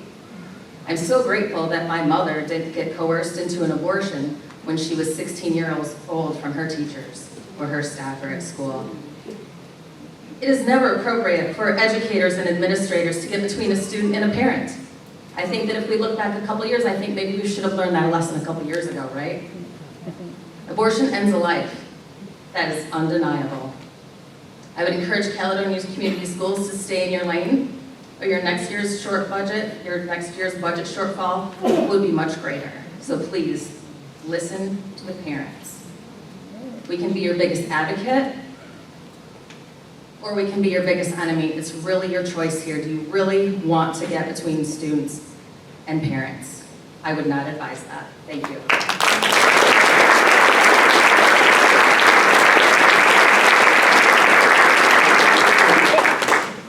Thank you very much to everybody. Just so that you're aware, this is a board meeting. It's a meeting of the board that's held in public. So if you've never been to a board meeting before, I know that this can be very frustrating because you come and you speak and you're looking for some direct back and forth or some information, but that is not how this happens here. Again, we do have information to follow up as necessary, and we thank you for all your time in coming. We are going to move forward now to 6, which is our consent agenda.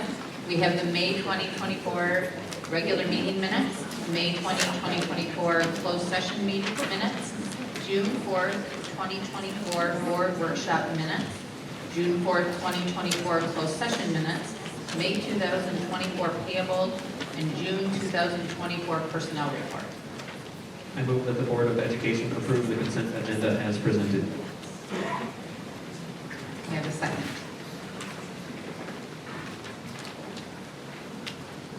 Second. Thank you. Are there any questions, corrections? No? All right, can I please have roll call? Garcia, Yes. Brandon, Yes. Eastich, yes, Morris, Yes. Nichols, yes, Sadie, Yes. White. Yes, motion carried. Thank you. We are going to move to 7, which is superintendent report. We have food service contract. Mr. Reese and Mr. Wilbur. Yes, so I have asked Ms. DeVries to kind of walk through the food service contract process and the results of that process, and she chaired that group, so.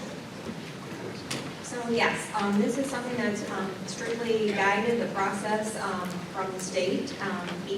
Every 5 years, we're required at a minimum to bid this service out. And we do, as a district, outsource our food services. So as part of the process, we have to have a committee formed. As part of that committee, we had 4 principals that represented each of our levels in the building. We had a director of operations and myself. Also part of this process, we received 3 proposals. In those proposals, we had a bid evaluation criteria form that we were following. And as a part of that, it was the consensus of the committee to recommend Chartwell's for this service. I know we've had a long-standing partnership with Aramark, and we are thankful to them for that partnership, and we've done some good things over the years. But in this process, we did our due diligence in doing this, really looked at all the proposals, and Chartwell's did come as the winner of the process. So that is the recommendation from the committee and administration to move forward with the Chartwell's contract. Questions? Brandon, go ahead. So I know we have the surplus in our food service budget. Looks like that's enough right now to cover like 2 years of the extra charges. Do we anticipate changes in that food service surplus budget? Or I guess maybe a better way to ask, do we have a projection of what this will do to the general fund budget over the next 5 years? So this should have 0 impact on the general fund budget. They are completely separate funds and budgets that they can't be intermingled. With our food service specific budget, yes, we have an excess fund balance. That's another thing that is highly regulated, and we can only carry in our fund balance up to 3 months of operating expenditures. And right now, we have excess of that. And so one of the requirements are that we have to have an excess fund balance plan. And so in that plan, and over the years, we have been putting new equipment, new cafeteria tables, things that we're able to use food service funds for, and reinvest into the program. And so we do have great facilities, great things that we're doing. And so yes, those funds are specifically there and designed, and we're working on that to use those funds in the appropriate ways. So to maybe paraphrase, if we were to lower the price of the food service contract, it would really have no impact on the general fund in this case? Correct, it would have no impact. Also, we are a fixed price contract, and so we pay a fixed rate for breakfast, lunch, each of the items sold, we pay a fixed rate. So that's how the type of contract that we do have. Yeah, just to reiterate on that, it's a per meal basis, and so if more meals are sold, then the provider increases their income, and vice versa. Tim? So there was some information that came around to the board earlier today that through the number of $600,000 out there difference annually. Can you explain what that is? So that is the difference in the financial side of the proposals. So with the 3 vendors that submitted proposals, part of the bid criteria is finance-based. And then there's other segments of the criteria that is outside of the finances. So yes, Chartwell's was not the low bid, but they were awarded based on all of the criteria to be the awarded vendor or recommended vendor based on that tool. So was it really $600,000 more a year? Correct. And what is the length of the proposed contract? 1 year.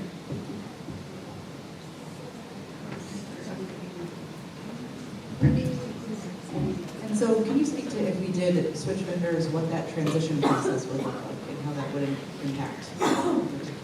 Yeah, so typically when you make a change in your providers, right now we have all of our staff that are hired through Aramark. They're paid through Aramark and Aramark employees. Typically, they are staff members that live in the community, want to work in the community, so typically the new provider would look and reach out to them and look to hire them and make that transition and connect with those employees and look to hire them into their company. And do we have any information from Chartwell's that that's their intended process? Yes, yes. Additional questions? Jason? One of the things I heard from other folks in the community was, does this mean we're going to get like healthier food options, better food options, or what does that do? And again, I'm not trying to put down Aramark. I'm trying to just ask the question that I was asked: is what does this have an impact on in the lunchroom as far as the food options and all of that for our kids? So we're looking at just different menus, potentially more fresh, put together variety options. Looking at health and wellness is one of our priorities that we've been working through with our wellness committee, and looking at what are those options and focusing on choices of health and wellness for food, snacks, everything that is put in front of our kids, and kind of what are those options that are geared towards health and wellness. So how is it set up or left with them at the end of year 1 then? So the way that it works is you can renew a contract for up to 4 years after your original award. That has to go in front of the board as well. And you get another, bid proposal, and that's all guided by the state. But it is every year, it's a 1-year award. Thank you. Just wanted to verify it was the same, we were looking at the same process. Tim?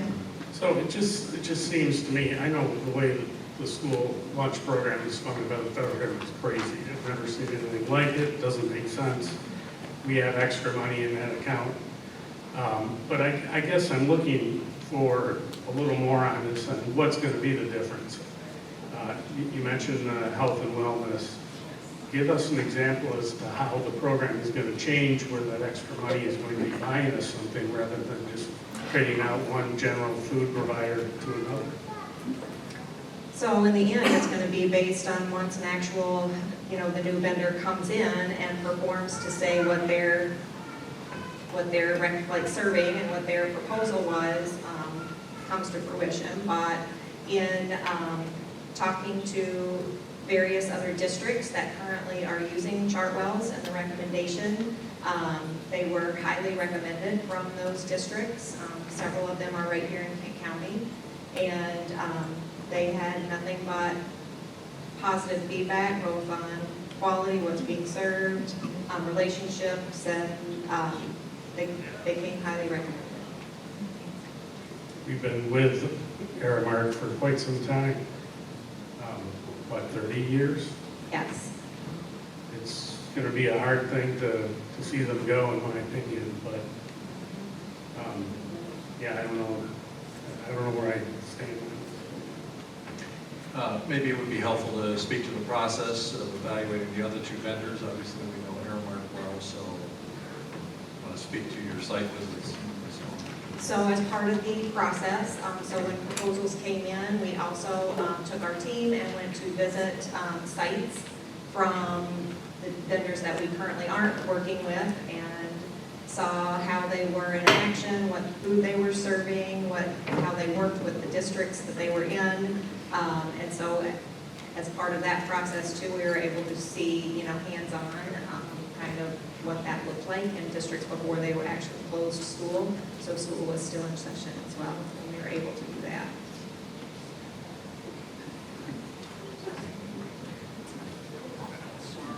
Additional questions? Jason? Just one final.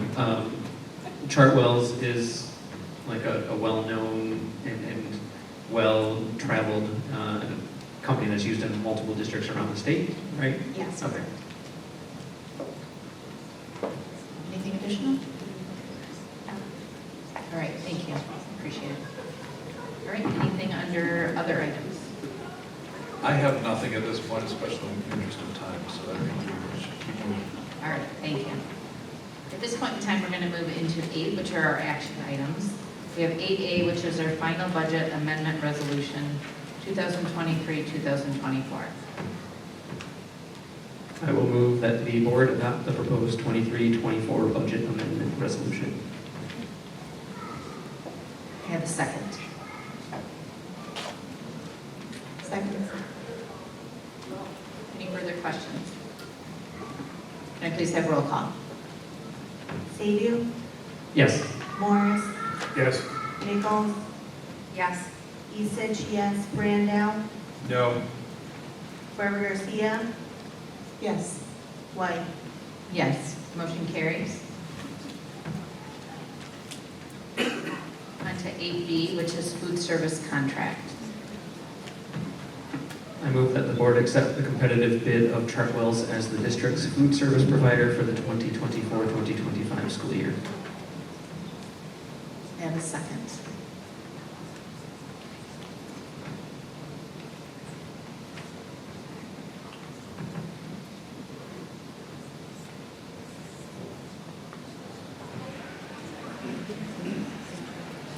Second.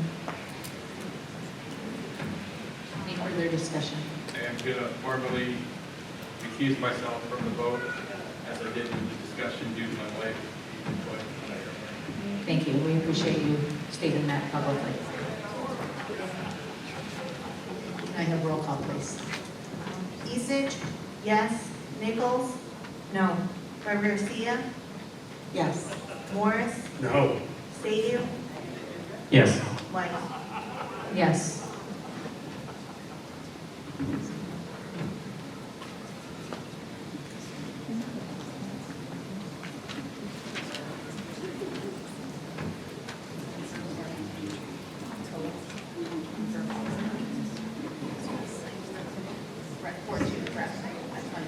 Yes, that is.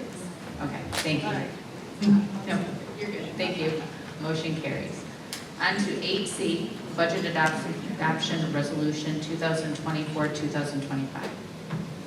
I move that the board adopt the proposed 2024-2025 budget resolution.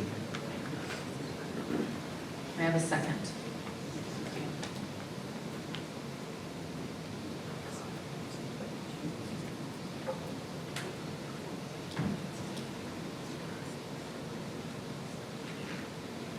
Second. Any further discussion on that, Jason? Yeah, I'd just like to reiterate, let's make sure we keep a close eye on the high school discipline, making sure that our admin staff are picking up that slack. And then, as budget picture becomes clearer, I think as we heard, keep an eye on the max effort contract. And I guess for a refresher too, we're not eliminating the max effort contract based on what I saw, we're reducing it. So can you remind me of what pieces we are keeping in with max effort? Well, that needs to be finalized based on the board's discussion here tonight, but the recommendation was, yes, to reduce, not eliminate.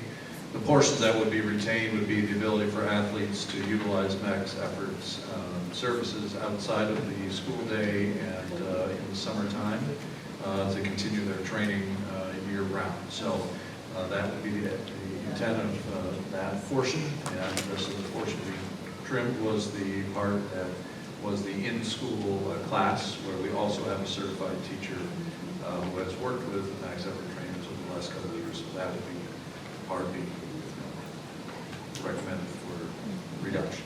And so with that, are we eliminating that speed and strength, or we're going to ask our staff member to not teach? Correct. Okay.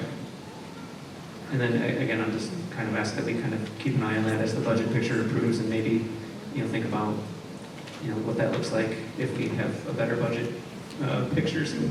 Yeah, absolutely, and I think that in my discussions with all of you, these are things that I think are on all of our hearts. It isn't easy to make this level of cut, and so I think when we have a clearer picture of what's going on at the state level, I think it will be well worth us revisiting these and looking at all of the things, frankly, being talked about as cuts. So that's my commitment to you too. I think we can look forward to talking about that when we get that clearer picture. And while we know we have to do this before the end of the month, again, can you kind of recap for us what are the discussions you're hearing, or what is the time frame you're looking at, or not you're looking at, but you're expecting maybe from the state? Well, we do have a state representative in the audience. Unfortunately, there is another party in control of the process at this point right now, and so we don't know. The state legislature over the last several years has really attempted to make sure that they wrap up their budget work by the end of June as well, and so we will hope that that is exactly what happens here this year as well. Unfortunately, the timing of this meeting and the preparations that we need to make to pull together these kind of numbers doesn't give us the time to react. If they would come out with something, you can say the last week of June, we have to have this budget in place. So there have been years in the past, as veteran board members will remember, where there was no state budget until much later, even into August, or sometimes even up till September. So the state's fiscal year doesn't roll over till September 30th, and so that's kind of the absolute drop-dead deadline for them. So that does put local governments and local school districts in a bit of a tight pinch as we're sitting here in these situations, but it is something we are required by law to do. So we always do continue to look at budget throughout the year, and as other priorities come up or as additional information comes available, we continue to look at all of our expenditures. I know sometimes we get a little lucky and we get to take a break in July and not have a board meeting. That will not be the case this year. So I just say that from a standpoint of, as we watch some of these things wrap up in June and we have to approve a budget, that we hope that maybe even come July, we can be having discussions. And I realize I too would have nothing but glowing things to say about Nate Pranger. If I had to choose somebody to work with my kids, I would choose him every day. He is a fabulous human, and what he gives back to this community is amazing. But I also realize that every time we talk about 20, 30,000 or 200,000, it all adds up, and it adds up fast. So I realize we're in the position we are. This is hard. It's hard for everybody. Nobody wants to make any cuts. We'd like to have more of everything. We'd like to have smaller class sizes. These are not the things that we'd like to be doing. So knowing that we have to have a meeting in July, we can revisit any discussions that we can have then, and we will continue into August, hopefully, as school is getting ready to ramp up, so.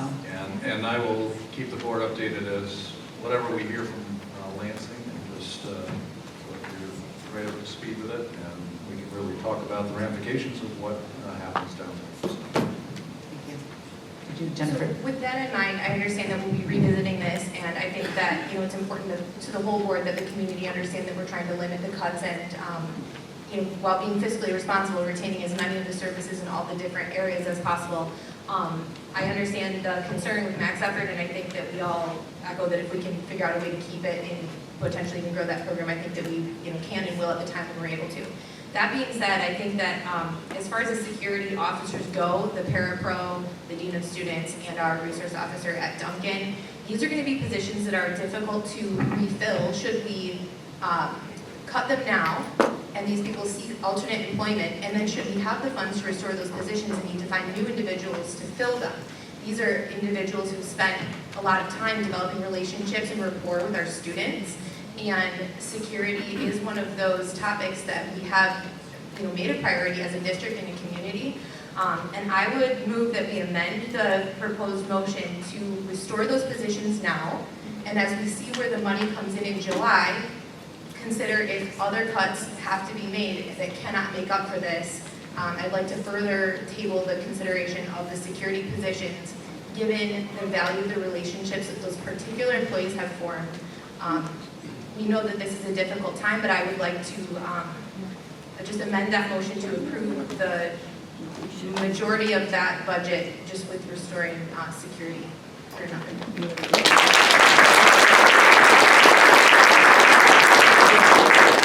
I'll second that. What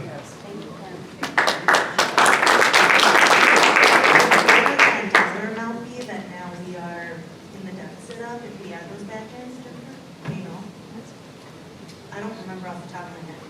Maybe Sarah can speak to that. Well, if we can spend $600,000 more on the same food, we can certainly.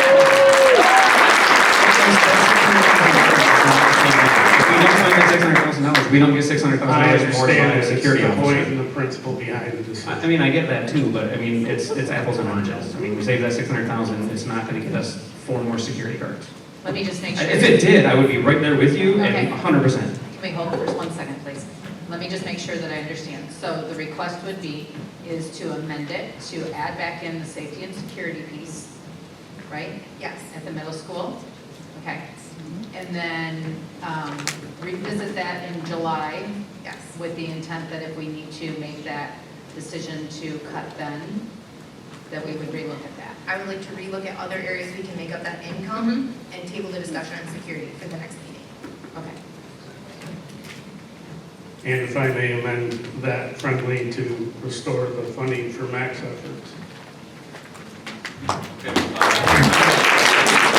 I think just so we all know what we're talking about, I think we got to subdivide these things and make sure that we're clear on exactly what we're talking about. So, Jennifer, when you talk about the safety and security things, you spell out what it is exactly that you're. Yeah, the 3 positions, the dean of students, the parapro at the intermediate school, and the resource officer at Duncan. So the parapro at the intermediate school was not on the list, so that would be, maybe you're referring to the middle school security officer, and then the parapro was at the high school. Yes, but was that on the cut list? It was part of the original 8 hires of the. Ah, gotcha, okay. My mistake, sorry. So that was part of originally with the ESSER money, but okay. So we'll restore that as well. See, this is why we need to ask to make sure we're clear. All right, so dean of students, middle school security officer, and the intermediate school security parapro position. Those 3? Okay. So that's the amendment then that was moved and seconded. We should deal with that first, and then we can come to further amendment.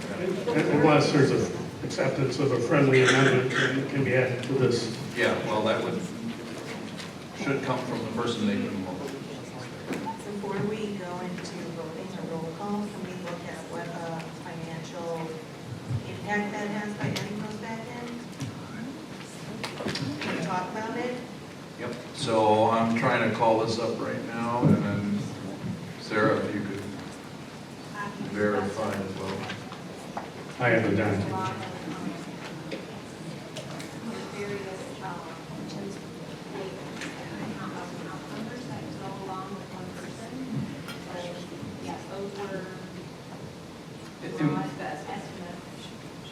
And we do need to pass some sort of a budget before the end of the month, correct?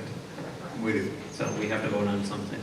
I mean, frankly, we've had this in front of us for a month, so to bring it as an amendment here as opposed to the conversation last month, or even in some emails to say, hey, I have these concerns. I know the budget was sent out that if you have concerns, please reach out. I did. So the major.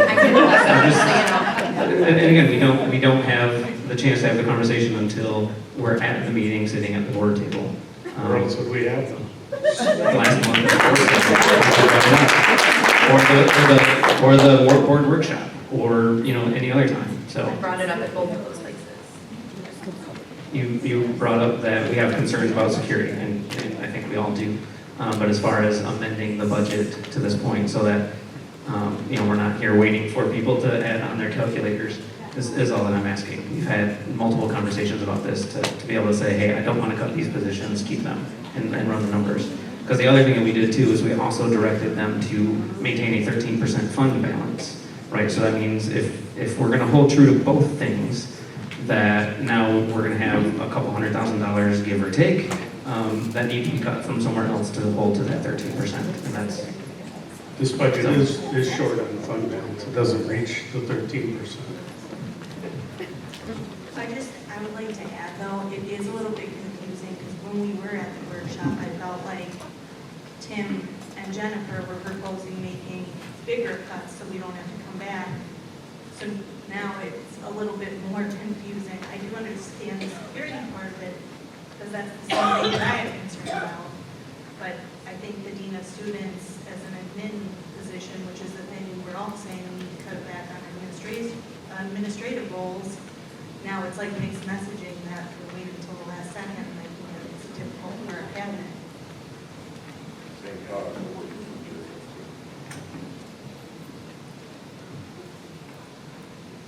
So I'm looking at Sarah and Darrell. Is there? 1 plus. And we'll see if your number matches mine.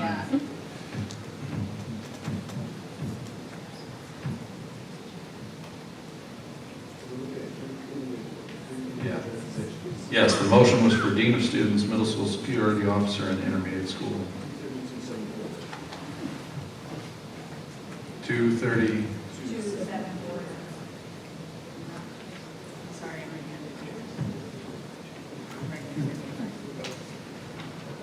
Was that all of them? What were the positions again?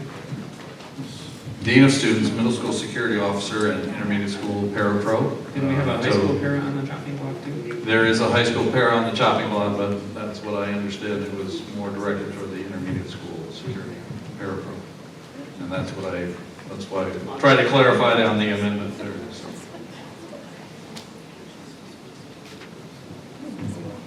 And then my last question is going to be, where does that put our fund balance?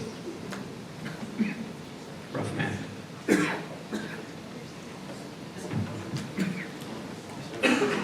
Well, the target was 2.7 million to achieve 13%.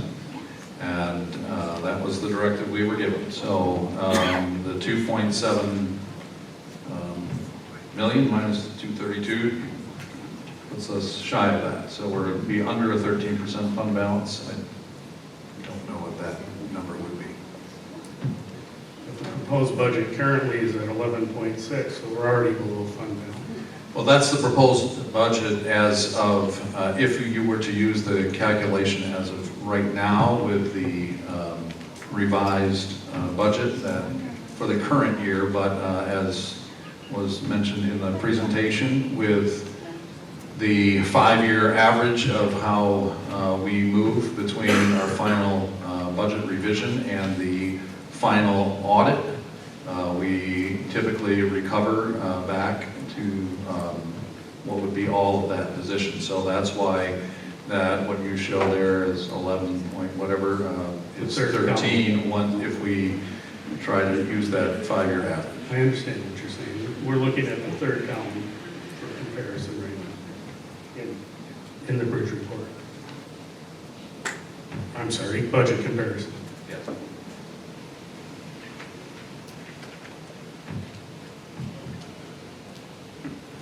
So that would put our fund balance at $10,144,391, which is a 13.9% fund balance for June budget. So the June budget amendment would become, 10.1. okay, but how about end of year 24, 25? Yeah, because that's the number that we were targeting, the 13%.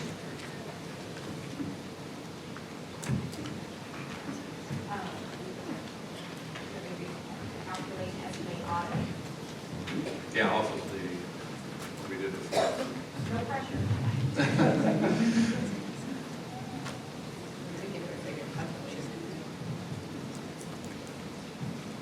On the fly.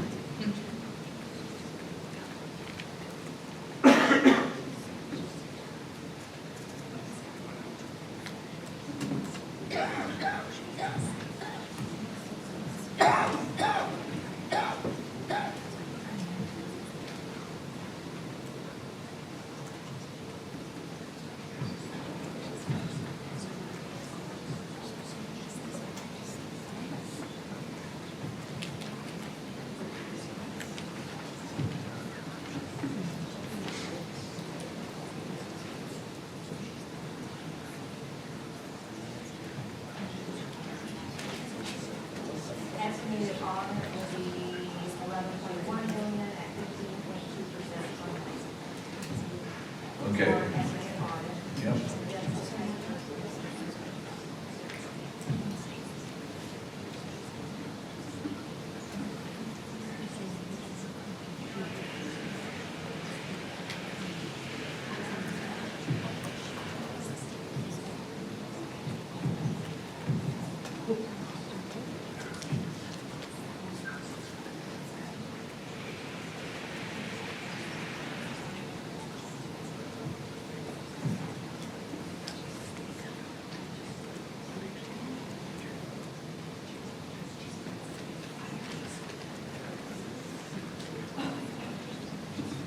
So estimated 24-25 will become $9,099,799 at 12.6%. So that's the number, 12.6%.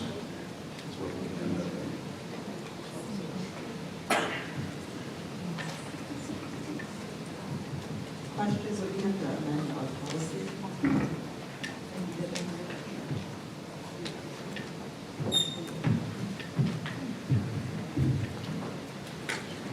I'll look at it.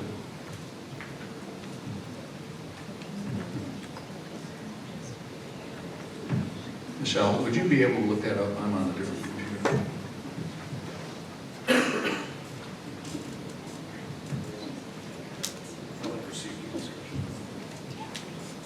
Is there anything further from board members on this? Any further questions, discussion? Tim? Yeah, so the number for max efforts that is short is $25,000, if I'm reading that correctly? The top? From the document that we were,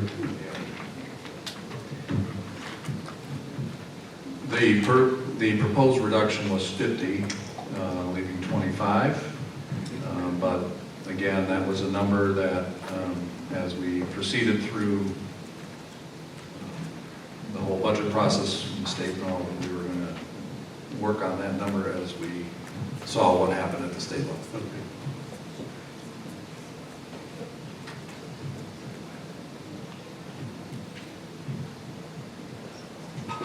So I would just add, as we were talking through the board workshop, I was one that suggested we could target slightly lower than 13%, knowing that historically we do bring that better as we move forward. So, I think if we're at a 12.6-ish right? I'm fairly comfortable with that, honestly, because I know history says when we get, January and then we get to the end of the year, it's gonna be better, and we're gonna, history says we'll be towards that 13% anyway. I agree. And I think that this is the right area to try to restore if we can. I do want to point out, though, that it is interesting that the only administrative staff position that we've targeted is curriculum related. And I don't know how concerned we should be about that from the school standpoint, that we're, like, I agree with security. My argument would be dean of students is a hold off, because that was a new position. And the rest of the security things go through. Otherwise, I think the pensions have felt across the board. And year after year, we do hear complaints from both community members and teachers how it feels top heavy with administrators. And now we're basically reversing that. So Michelle is sending me the PDF so I can read it verbatim, but the policy states it has a goal of 13%, so therefore, you wouldn't need to amend the policy. Thank you.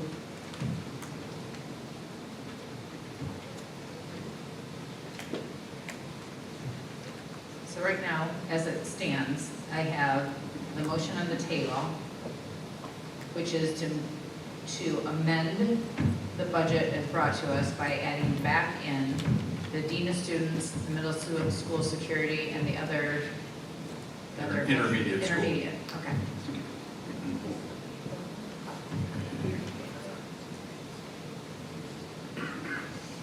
I was seconded by myself. Yes. All right. Do you need more information to go forward with the vote on that?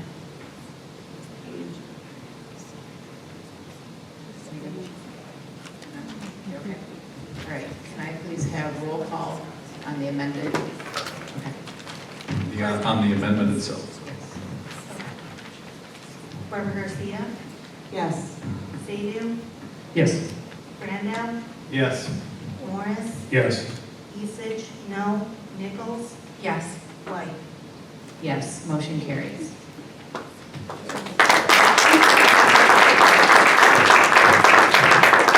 We are going to continue on, and we will move forward to 8D, which is... Well, just a Oh, minute, we are sorry, still wait a on minute. we have to go back now Yeah. and consider the budget itself as amended. Okay, so we're going to take these things. Okay, so what do you have written down right now? Well, I don't think so, the amendment. Okay. So essentially what we took a vote on was the amended pieces. So now we're going to do the budget as a whole with the amendment, with the amended pieces factored in. Just to make sure that it's, I realize it seems redundant, but it was, yeah, okay. All right, so then I would need a motion to then, for the budget adoption resolution with the amendment for 2024-25. So that has already been moved, so it's already been moved and seconded to have But she took a roll call on the amended pieces. on the amendment, correct. So now So we will she doesn't need, need now that we, again? no, so just a minute. So now we'll need any further discussion on the budget as amended, and then we vote on the budget as amended. Okay. So we will need So just do a second line down there underneath for a second roll call. I wrote it on the side. Okay, gotcha. All right. So any further discussion on the whole piece that doesn't include just the add back in? Max effort. May I make my amendment that was accepted as a friendly amendment to include the Oh, I'm sorry. cuts that were taken out of the budget for max efforts and restore them. The number that I was looking at was about $25,000. If that's different, do we know what that number is? Well, they said it was 50,000 is what. 50, okay. Restore I amend the motion to add $50,000 to restore the max efforts contract. Second. Second by Jennifer. Is there any further questions or needed information on that? All All right, can I please have roll call on that? Barbara Garcia, No. Sadie, Yes. Brandow, Yes. Morris, Yes. Isich, no, Nichols, Yes. White. Yes.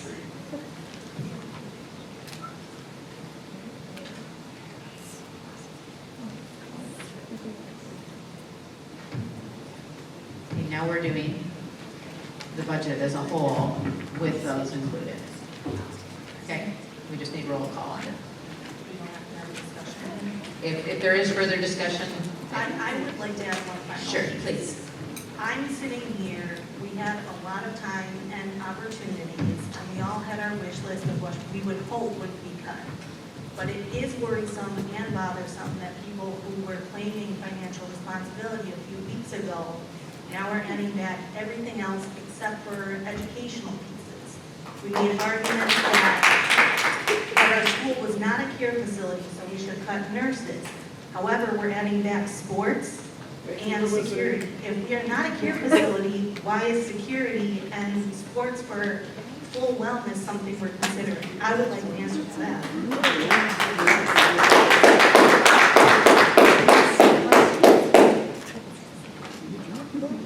Any other comments or questions? It's a fair question. You did hear what you heard. And, I mean, just to speak on my own behalf, right, I think, and at the risk of, becoming another meme somewhere down the line, it's fine. I think one of the areas that we have to look at really is security, right? I mean, security is the thing. If our kids don't feel safe, they're not going to learn, so I don't have a problem adding in the security. I know the dean of students is going to be the hot button topic for a variety of reasons, but I do think, in talking to our school resource officer and others, I think the position is, a needed position, and a role that's needed. And then as for the max effort, I mean, for the price, I mean, we're talking $50,000 out of a $72 million budget. I think the bang for the buck there is worth at least considering. That's my take on it. It's not ideal. I know we have a lot of other things. I wish we didn't have to cut interventionalists. I wish we didn't have to cut, a nurse. I wish we could have them all, but if wishes were fishes. You gotta make cuts. It sucks all around. So I think we just do the best we can, but I'm not gonna lose sleep over the safety, and I think for the low price of the $50,000, I'm comfortable on that. So that's just where I came from.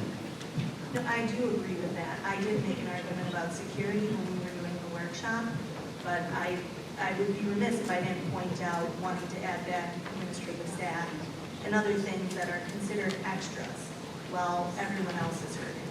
So I think that it's a point that needs to be heard and felt, because I think that our teachers and our parapros and our interventionists are all feeling it. And I would just add that $50,000 would also get us at least half-time of an interventionist. And we lost many of those positions tonight as well, or are maybe about to. And so $50,000, though maybe a small part of the budget, would mean a lot for students who need that intervention support during their school day to be able to access their education appropriately. So I just wanted to make that point as well. And that was, I think, something we need to note in the community. Well, I think that we also have to realize, though, the intent was to add these back in with the understanding that we are still talking about this. That it was not cut them now, but let's talk about this next month. So let's make sure that we're not sending the message that the things that we're talking about still couldn't be on the table a month from now. When we're having a deeper conversation and we have more information. So that was the request. So they're being put there as a let's hold on them, and there will be further discussion on those items. So that is the purpose of putting them back in and then voting on them in that way. So, all right. Tim, anything? No. Okay. All right. Then can I please have roll call? Barbara Garcia, Yes. Sadie, Yes. Brandow, Yes. Morris, Yes. Isich, no. Nichols? Yes. White? Yes, motion carries. Thank you. All right, thank you, Sarah. Sorry about all that. We're gonna get you a bigger calculator now. All right, we are gonna move on to 8D, which is school loan revolving fund. I move that the board adopt the resolution to participate in the Michigan School Loan Revolving Fund. May I have a second, please? Second. Thank you. Any further questions or comments on this? No, could I please have roll call? Nichols? Yes. Barbara Garcia? Yes. Sadoo? Yes. Randall? Yes. Isich, yes. Morris? Yes. White? Yes, motion carries. On to 8E, which is MHSAA Resolution 2024-2025. I move that the board adopt the resolution to participate in the Michigan High School Athletic Association. May I have a second? Second. Any questions, comments, discussion? Can I please have roll call? Morris? Yes. Nichols? Yes. Randall? Yes. Barbara Garcia? Yes. Sadoo?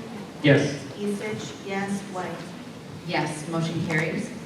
On to 8F, which is Kettle Lake Playground Bond 2020. I move that the board approve the district to enter into a purchase agreement with Sinclair Recreation for the supply and installation of playground elements at Kettle Lake Elementary School for $248,791.55. Second. Thank you, Tim. Any further questions or comments on this?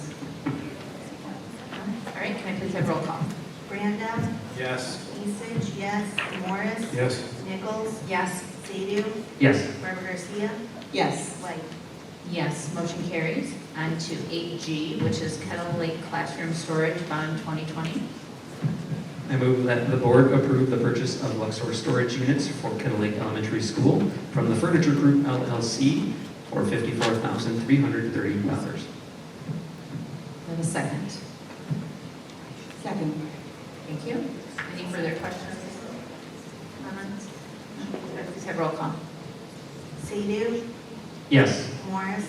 Yes. Nichols? Yes. Isich, yes. Randall? Yes. Barbara Garcia? Yes. White? Yes, motion carries. On to 8H. So this is Neola Policy Revisions Part 2, second reading and adoption. I move that the board conduct a second reading and adopt immediately the following policies: 2410 Option 3, 2414 Option 2, and 2418 Option 2. May I have a second?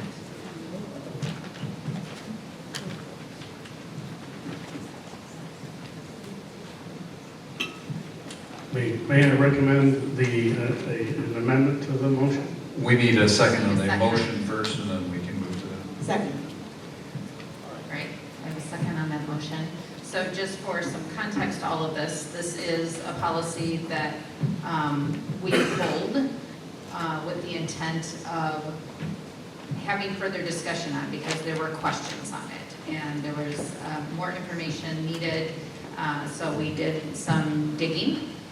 I shouldn't say we, I begged for some digging and Mr. Wheeldryer went out and did some digging for us to say, what can we do to answer questions that were had about how to make the policy more clear.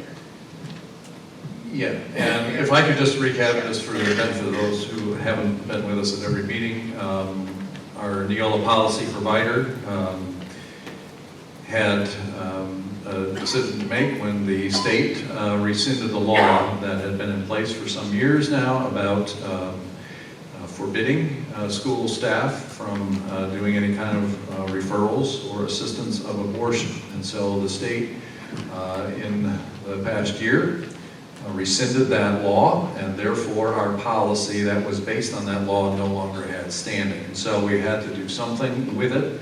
And so the approach that Neola initially prepared was to follow the state law and return back, because this policy did not exist in the school's policy manual either before 2018. So that was the initial thing, but then as we discussed, the board asked for another option, and so we looked at various possibilities on that. We had further discussion last month to come up with something that would retain that prohibition and with some definitional things attached to it. So we've been working on this for a couple months now to get the policy the way the board wants it, and so that's where we stand. Go ahead. I would like to add an amendment to this to add independent contractors and third parties to those covered under this policy, in addition to the green text in 2410 being added to 2414 and 2418. Second.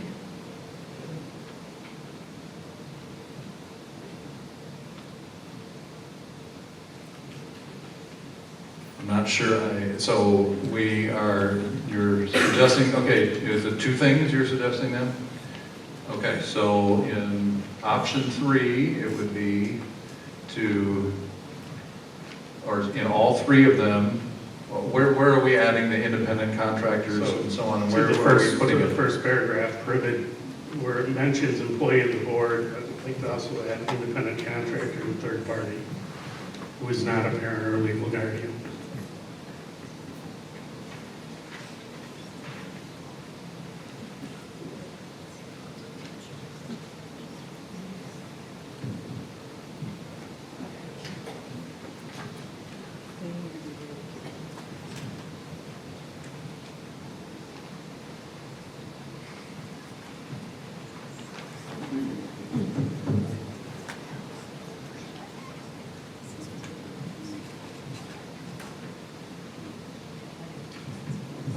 I want to make sure I know where to insert that.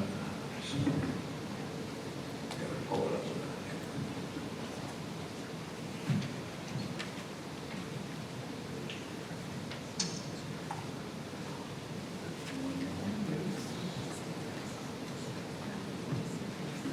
All right, so then the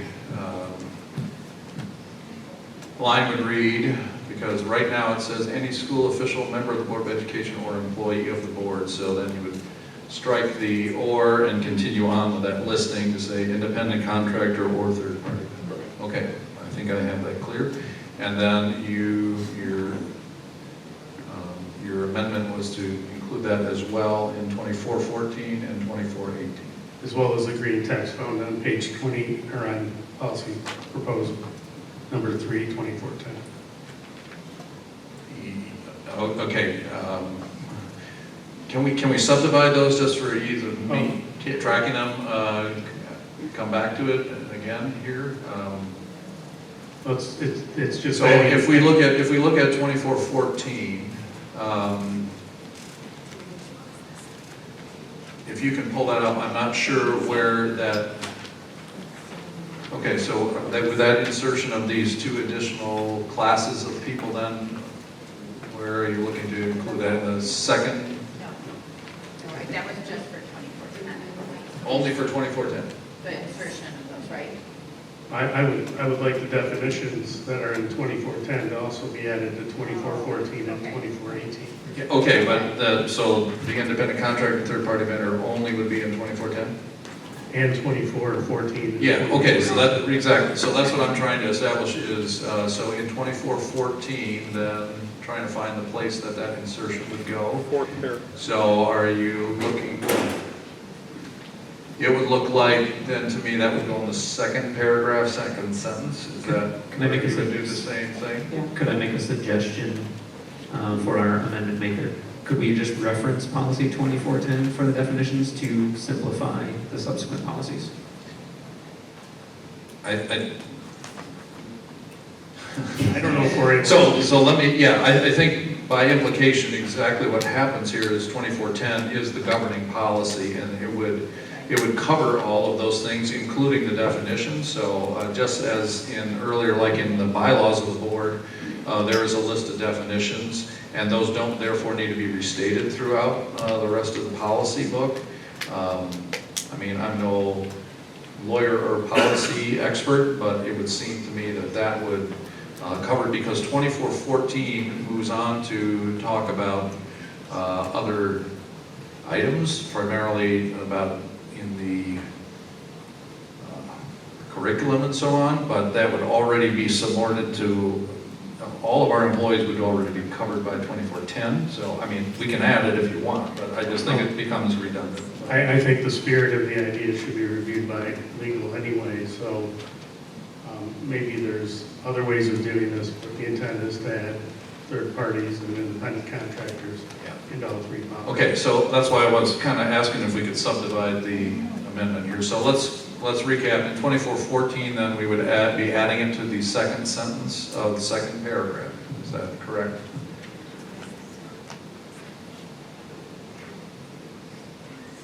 And I'm talking now about the two words, the two other classes of people, the third-party vendors. So that sentence would read, additionally, any school official, member of the board, employee of the board, independent contractor, or third-party vendor. That would be where you want it. That's correct. Okay. And then let's look at 2418.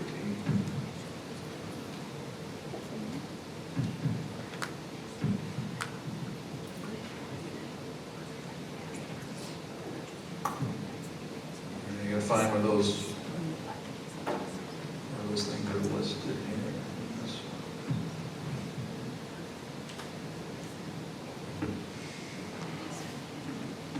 Can you help me, Tim, in 2418, where that listing of those folks? I'm not finding it quickly here. Because this gets into this is in the Sex Ed Advisory Board policy, so again, I don't really see it discussing the instruction, and it doesn't like mention the Board of Education, those people in here.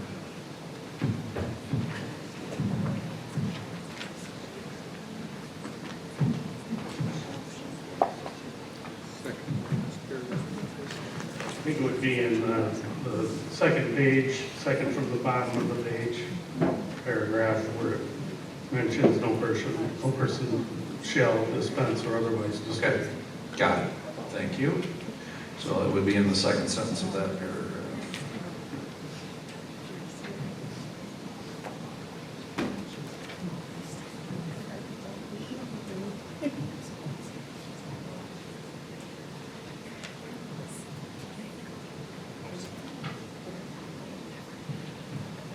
Okay, so that's the first part of this. And then the second part, you're talking about the definitions.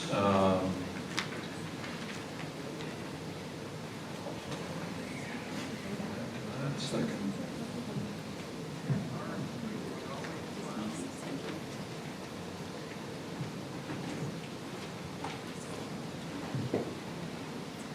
Okay, so then we'd insert the green text.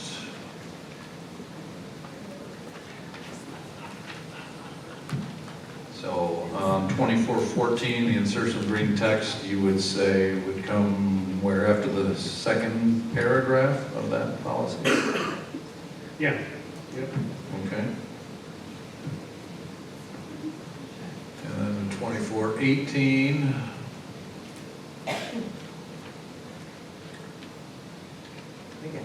Put it after that. Again, so right before the last paragraph. I think that would be.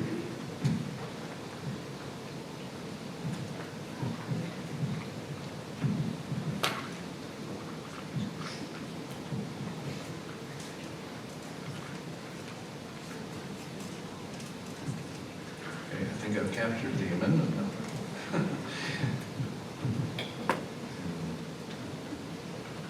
It's been moved and seconded, so we can move into discussion on the amendment.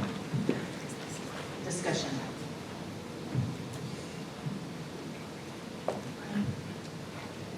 right, so we are going to then take roll call on the amendment.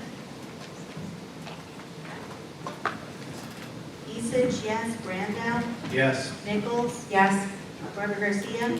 Yes. Morris? Yes. Sadie? Yes. White? Yes, motion carries. Then do we need an additional on the full reading?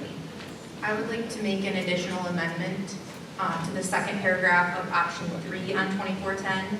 I would move that we strike through where it says a list of medical providers to students who inquire about an abortion, and we insert instead information to the student, print, electronic, or otherwise regarding how to obtain an abortion. So just changing the wording there in that first part. Yes, actually, you want to pass that out so that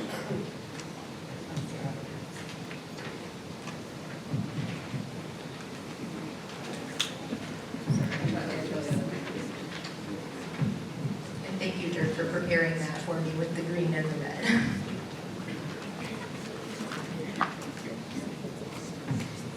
I'll second that.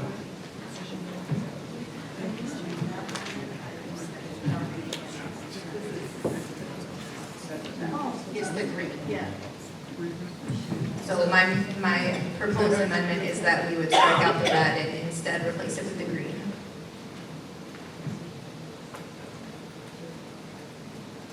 I don't want to lead the amendment maker, but would that be your intent because we've added it to the other two policies as well? Is that your? That would be my understanding, that we would be copying this entire section to the other two policies. So yes, I guess for clarification, I would want that amended on the other two, anywhere that section of text were to appear. Anywhere where it uses that wording of referring or. In these three separate policies where we've already agreed to use that text.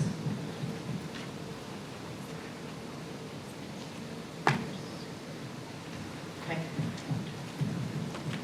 There's been a second on it. Any further discussion on that request for an amendment?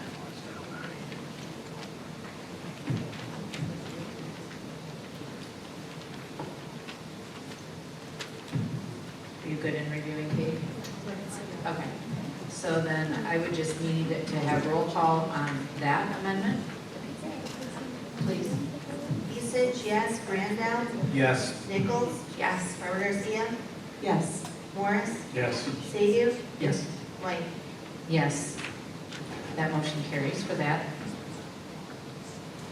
Now we're going to go back for the whole thing, including those amendments. Okay, I got one. Oh, I'm sorry. Yes, Yeah, I Jason. just wanted to say thank you for doing the work. I don't know who did the work and the legwork to find the rest of the policies, but despite what the memes that some of my board members helped to create and perpetuate, this addressed my concerns that I had with the policy to begin with.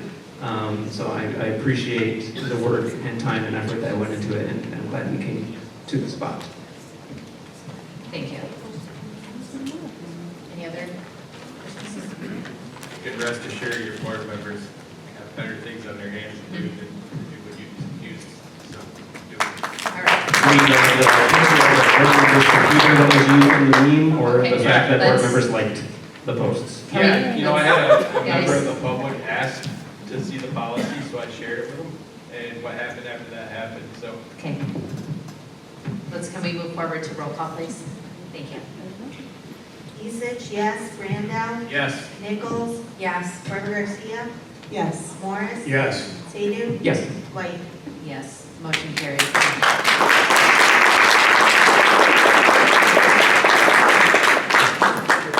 All right, at this point in time, we have gone to one meeting a month, so we completed our action items, which were things that we had discussed in previous month, or months, if you will. And now we move into 9, which is our discussion items. These are items that will come forth at a future meeting. 9A, we're going to discuss security camera purchase. This is with 31AA safety grant. Mr. Good evening. This item is a continuation of our enhancement to our security systems, our security cameras, speakers throughout the buildings that are utilized in sending the emergency notifications throughout the building, as well as just general announcements in the building. And this recommendation comes after discussions with the central office, as well as all of the building administrators, as to where additional needs for cameras and speakers were within the buildings. And that includes 91 additional security cameras. Those cameras will, every building will get additional cameras. Additional speaker needs were identified at Duncan Lake, Kettle Lake, and Paris Ridge. The bids for the camera equipment is shown there in the report. The lowest bid being from D&H Photo for $95,069. And the recommendation would be to award the installation of those devices and the data cabling to support them to ShareCode Communications, who is currently under contract to install the same type of equipment throughout the district as part of the Section 97 procedure.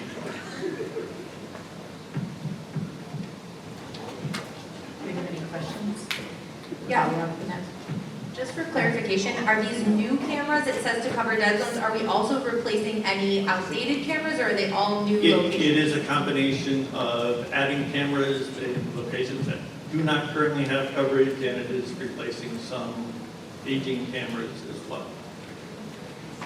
Tim? Is there any content server? Is this all collected video, audio? Is it saved somewhere? Or is it... The camera footage we retain. We aim to keep 30 days of footage. In some cases, we have more depending on the space and resolution of the images. So that is just video. We do not capture any audio. Okay. All right, thank you. Anything else? All right, thank you very much. Great, we're going to move to 9B, which is student handbook updates. Dr. Diaz?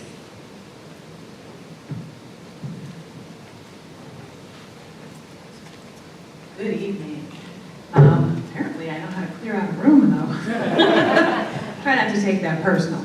I just wanted to quickly update you all on some work that we are doing on the student, district-wide student handbook, parent handbook for this coming school year. So in the past, we've had a different student handbook for each of our schools, and we really started digging into policy and practice and wanted to find a way to develop a centralized handbook that really had all of the requirements under policy in one place for all of our schools. And then what we'll be doing is each school will then have a Part B section that will address some specifics around their particular school processes. So for an elementary school, it might include their drop-off and pickup procedures or their lunch procedures. At the high school, it would include graduation requirements and some other types of things. So we will be bringing those to you in July for a formal review. It will also include revisions to our athletic handbook that our athletic department at the high school has worked to revise. And so we'll be bringing those to you in July. Any questions? Thank you. That's quite an undertaking, so we will look for more information on that. 9C is our Title IX policy update. Mr. Wheeldred? Yeah, just also want to give you a heads up that we will be having more policies to discuss in the near future, and this time will be about Title IX.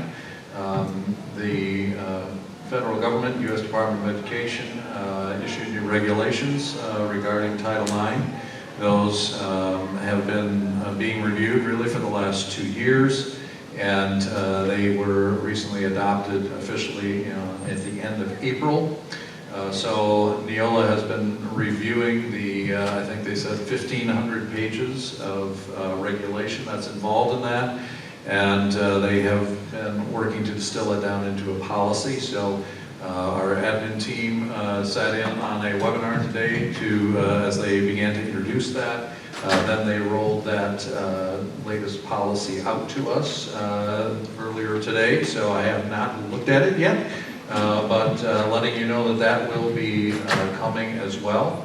And so these are federal regulations, and so we'll be taking a look at them. They have to, they take effect as of August 1st.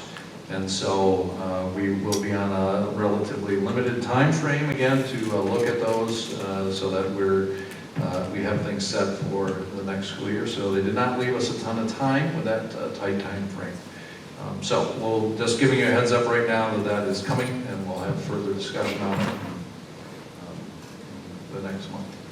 So if it's August that it takes effect, do we have to have the first and second readings, and what does that timeline look like for us? So that I'll confirm again with our policy representative, but it's when that is the line in the sand as far as what Title IX complaints will be considered under, okay? So anything prior to August 1st would be considered under the existing federal guidance. Anything after August 1st will be under the new.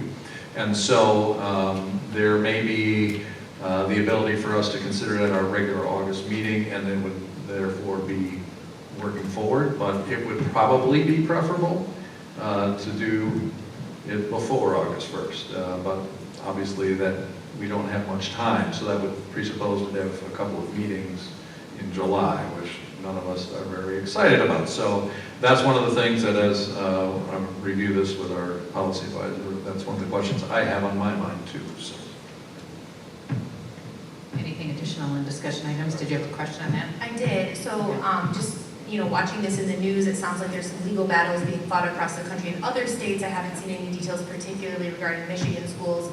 I'm sure you'll be on top of that as far as, how that changes for us. What are you seeing so far? Do you think that they're going to push us to make these changes very quickly? Will we have more time while we wait for this to go? Again, I'm no attorney, but you're right. There have been a number of legal actions taken across the country by various states. Michigan has not been one of those states. Closest to us, a suit was brought in Indiana, Ohio, and Kentucky. And that suit is being heard in district court in Kentucky.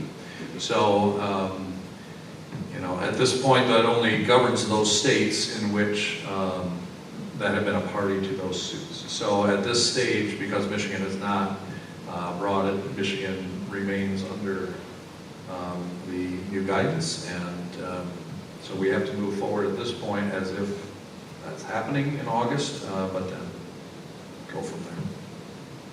Tim? That's the latest I know. Yeah, I was going to say, nationally, there was some talk in some articles about the federal circuit court putting a stand, trying to figure out how this is going to be handled, because it pretty much contradicts everything we've supported as a district. So it's going to be interesting to see how it's handled. Yeah, so there are obviously 3 levels of court in the federal judicial system. So these initial actions have all been taken at the lowest level, which is district court, and then from there we move to the circuit court.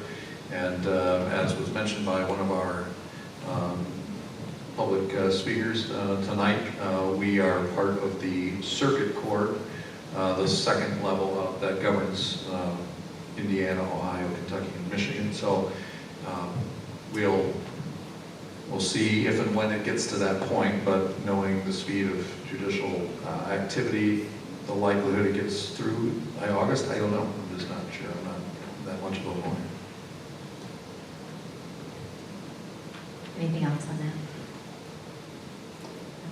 Okay. Anything else in discussion items that wasn't? No? Okay.